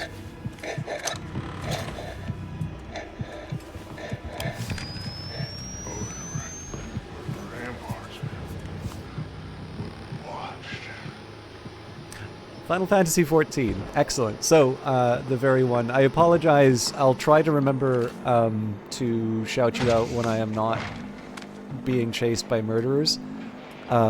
These walls aren't here to keep you in, they're here to keep the world out. But unfortunately, I cannot pause this game. But anyways, no. I've seen Tiberiosity play Cyberpunk. I've seen him play... It feels like everything under the moon, actually. But I don't know. Like... It's kind of funny when you watch someone, and like I've also known Tiberiosity. One thing I really appreciated about him was whenever I would shout out people, he was one of the people I would most consistently see like come into channels and like check him out, which was very nice. And I always kind of feel like, I don't know, the worst, I think the worst shout out you can really give to someone is like, you know, it doesn't cost you anything to follow this guy, or, you know, they did a nice thing, so you should do a nice thing. Like, somebody being nice it's a nice leading indicator that they're going to be someone good to watch, but it doesn't mean that their content's any good. But with that in mind, one of the qualities I can speak to for Tiberiosity, on top of the fact that I've kind of got this chance to sort of see him be very supportive of other broadcasters, but what kind of I really appreciated about the bunny reaction, not to sort of single out one moment, but like it was one of these reminders of how you can watch someone for a while and you know, they still have the capacity to sort of surprise you, or you get a chance to sort of see something new in them. And it's not even necessarily that they're trying something else. It's just a genuine reaction. You kind of get to see another side. So, like, sometimes this happens if I play a first-person shooter, or if I'm not a troll. But yeah, that it's nice to be able to sort of recognize those moments when they happen. And in the case of Tiberiosity, it just happened to be a very genuine and fun reaction to the bunnies.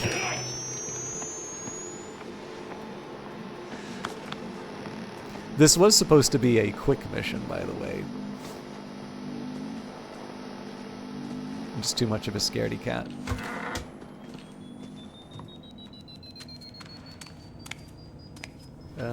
Right. Bunny and fire. I should have remembered the fire.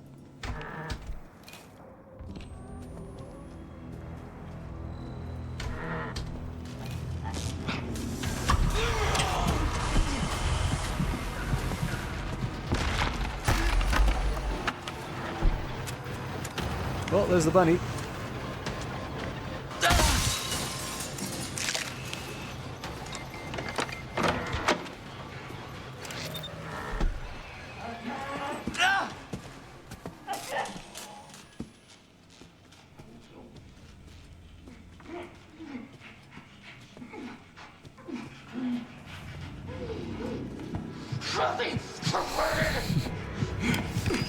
Is this that manifesting you keep talking about?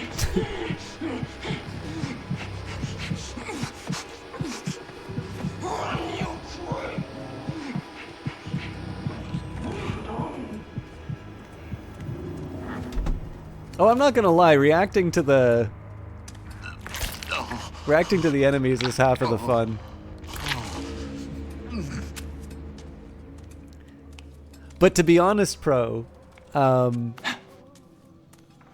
you're forgetting the third and most important story, which is that I think you all are stars. Enjoy this wholesome content as I move in. Okay.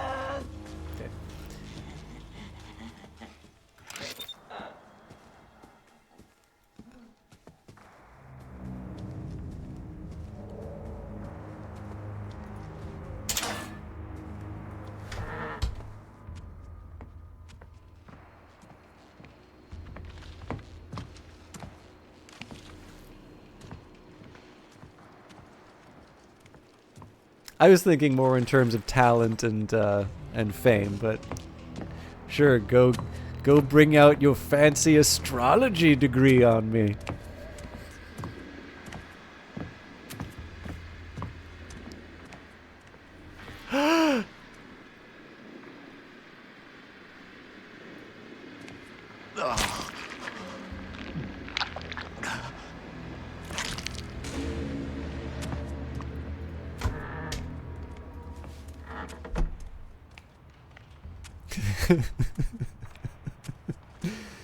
No degrees, only a colossal talent for complete ad-lib. You know what?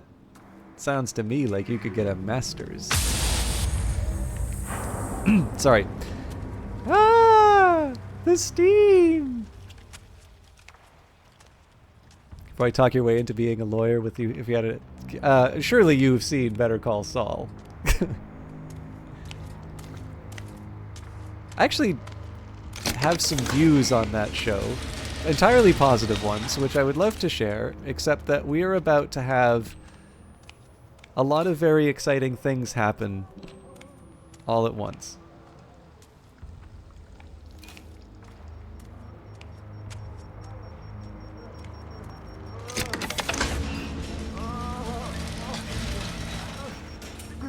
Wait. Oh, no. I kind of wish I had the adrenaline. Oh, stop!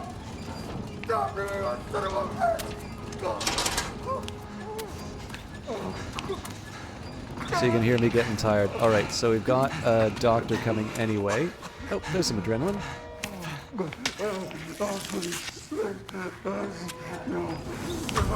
He sees me. That kind of sucks because the adrenaline doesn't last forever, but I should be able to find a replacement.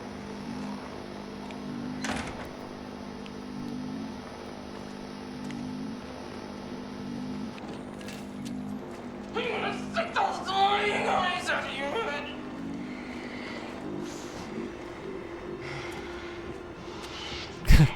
Completely understand, and I'm gonna lick your blood off the soles of my shoes. I'll confess to Veriosity, I think you are potentially triggering another snack. So I will try and wrap this all up in time for everyone to have their break.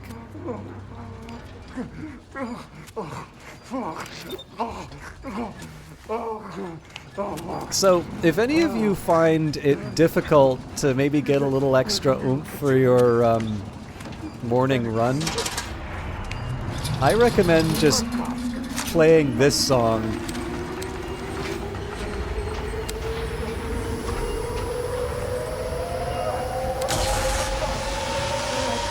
Or at least when you can hear this song.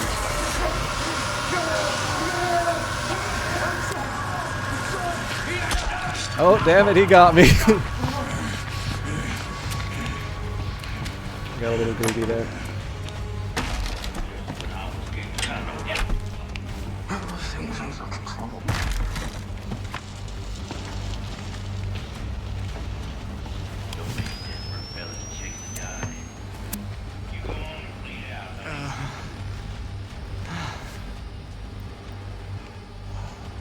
Anyway, yeah. Play this song on your morning run. You'll be fine.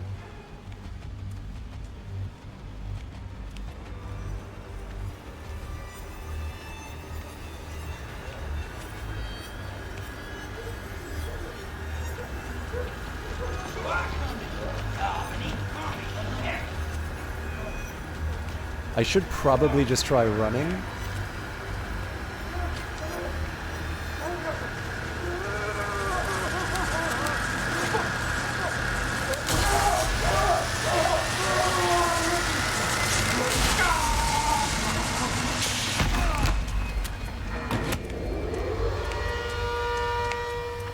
I think it's been more than a year, Bionic Beans, but thank you all the same.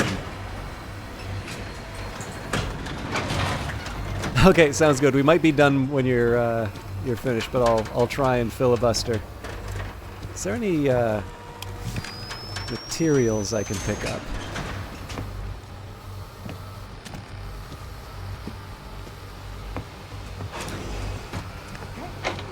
Oh, there we go. Oh, come on!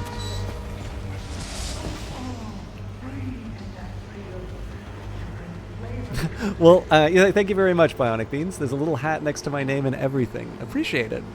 So I'm going to need to wait on the... I mean, this is a chance for Pro to feed her giant and terrifying dog, which is also very cute, very good boy, named Zagreus, or Zag.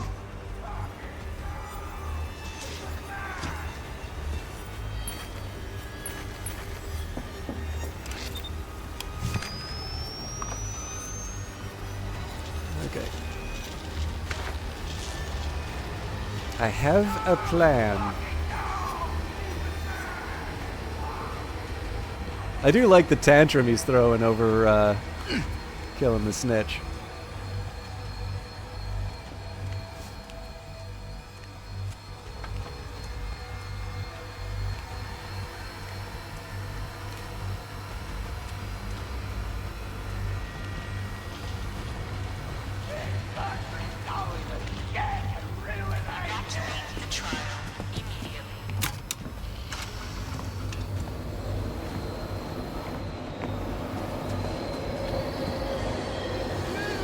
Thank you very much for the subscription. I'm gonna go pick a fight.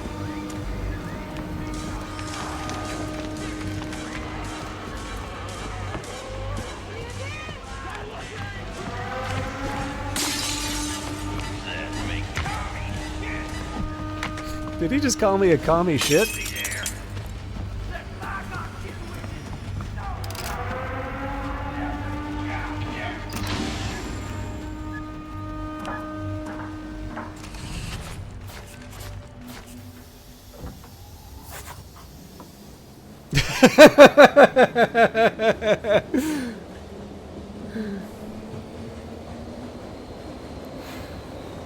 My Wikipedia trigger word, indeed. All right.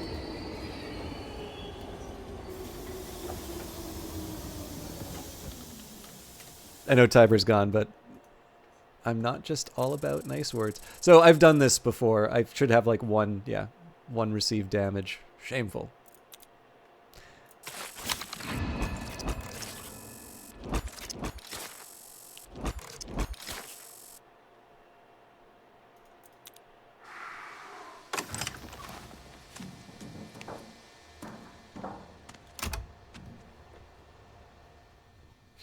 But thank you very much, Bionic Beans. I know this is a little bit of a change of pace. Oh, I didn't appreciate it was past midnight where we are. I guess most of you are probably Central Time, so still have a few more minutes left in the day.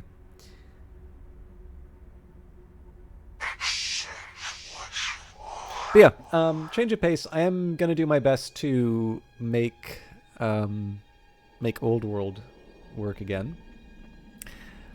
I don't know. Actually, you know what? Before we finish, would anybody like to hear some lore? You're safe.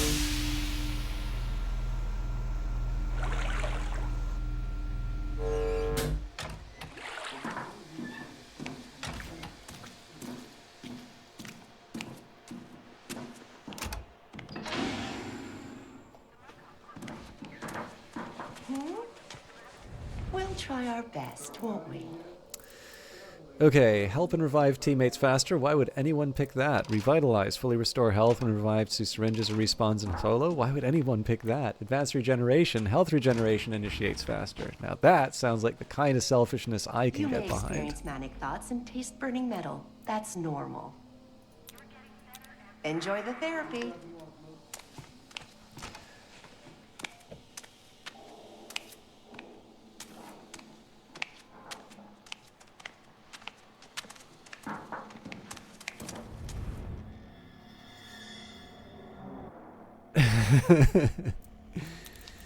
Okay, so we've got a whole bunch of new lore, but what I really want is the Mother Gooseberry stuff. So I think it's charisma. Obviously not.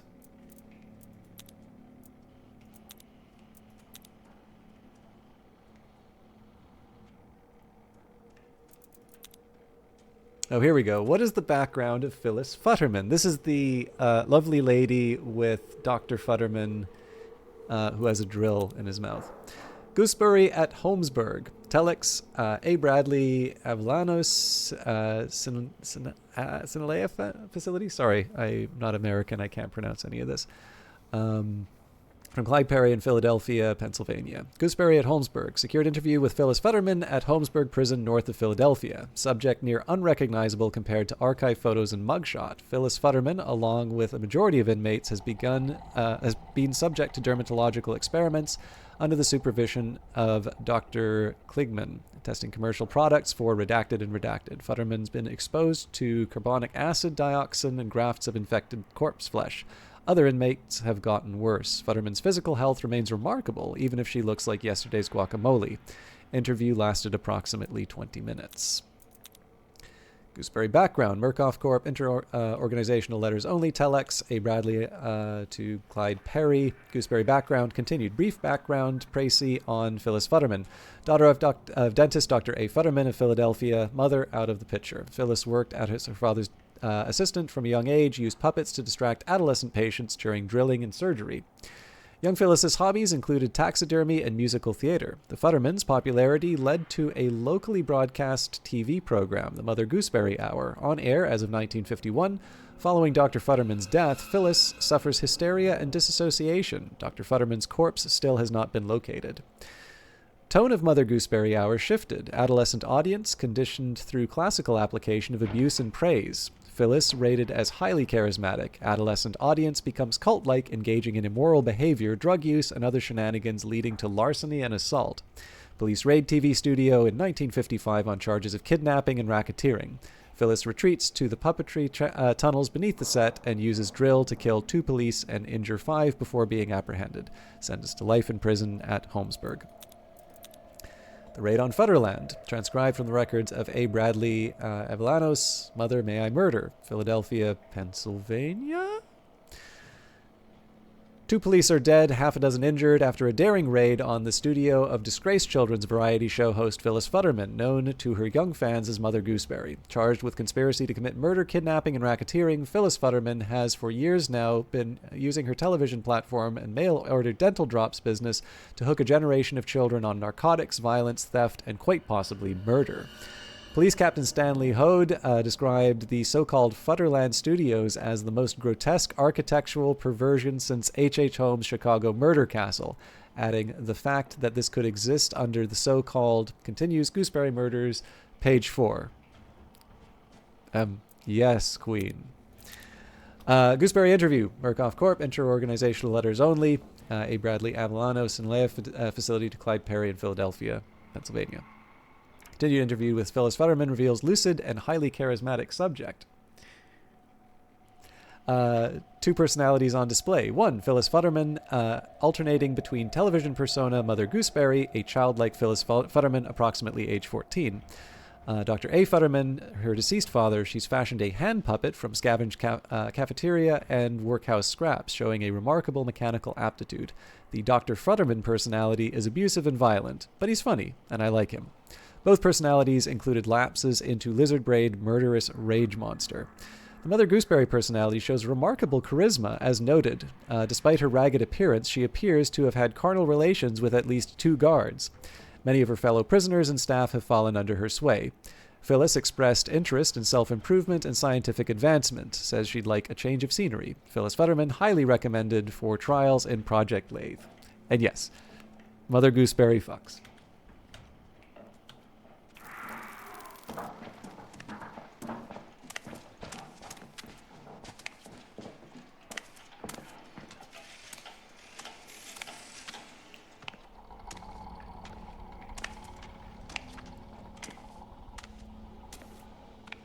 On that note, though, this is your last chance to ask for if there's something you'd like to see me try, if I have sort of free days or other... Don't let anybody tell you who you are.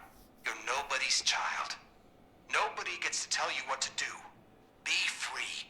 Take what you deserve.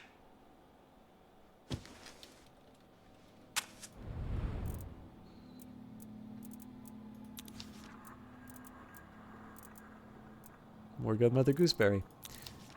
Yeah, I don't know. If anybody has something they'd kind of like to see me do if I wind up in a situation where I need to kind of follow up on, or if I need to just kind of fill in a gap in the stream schedule. I do have a lot of stuff that I kind of want to do, but that doesn't mean I can't put something in. So it could be if, you know, there's more Outlast trials you want to see, or if you want to...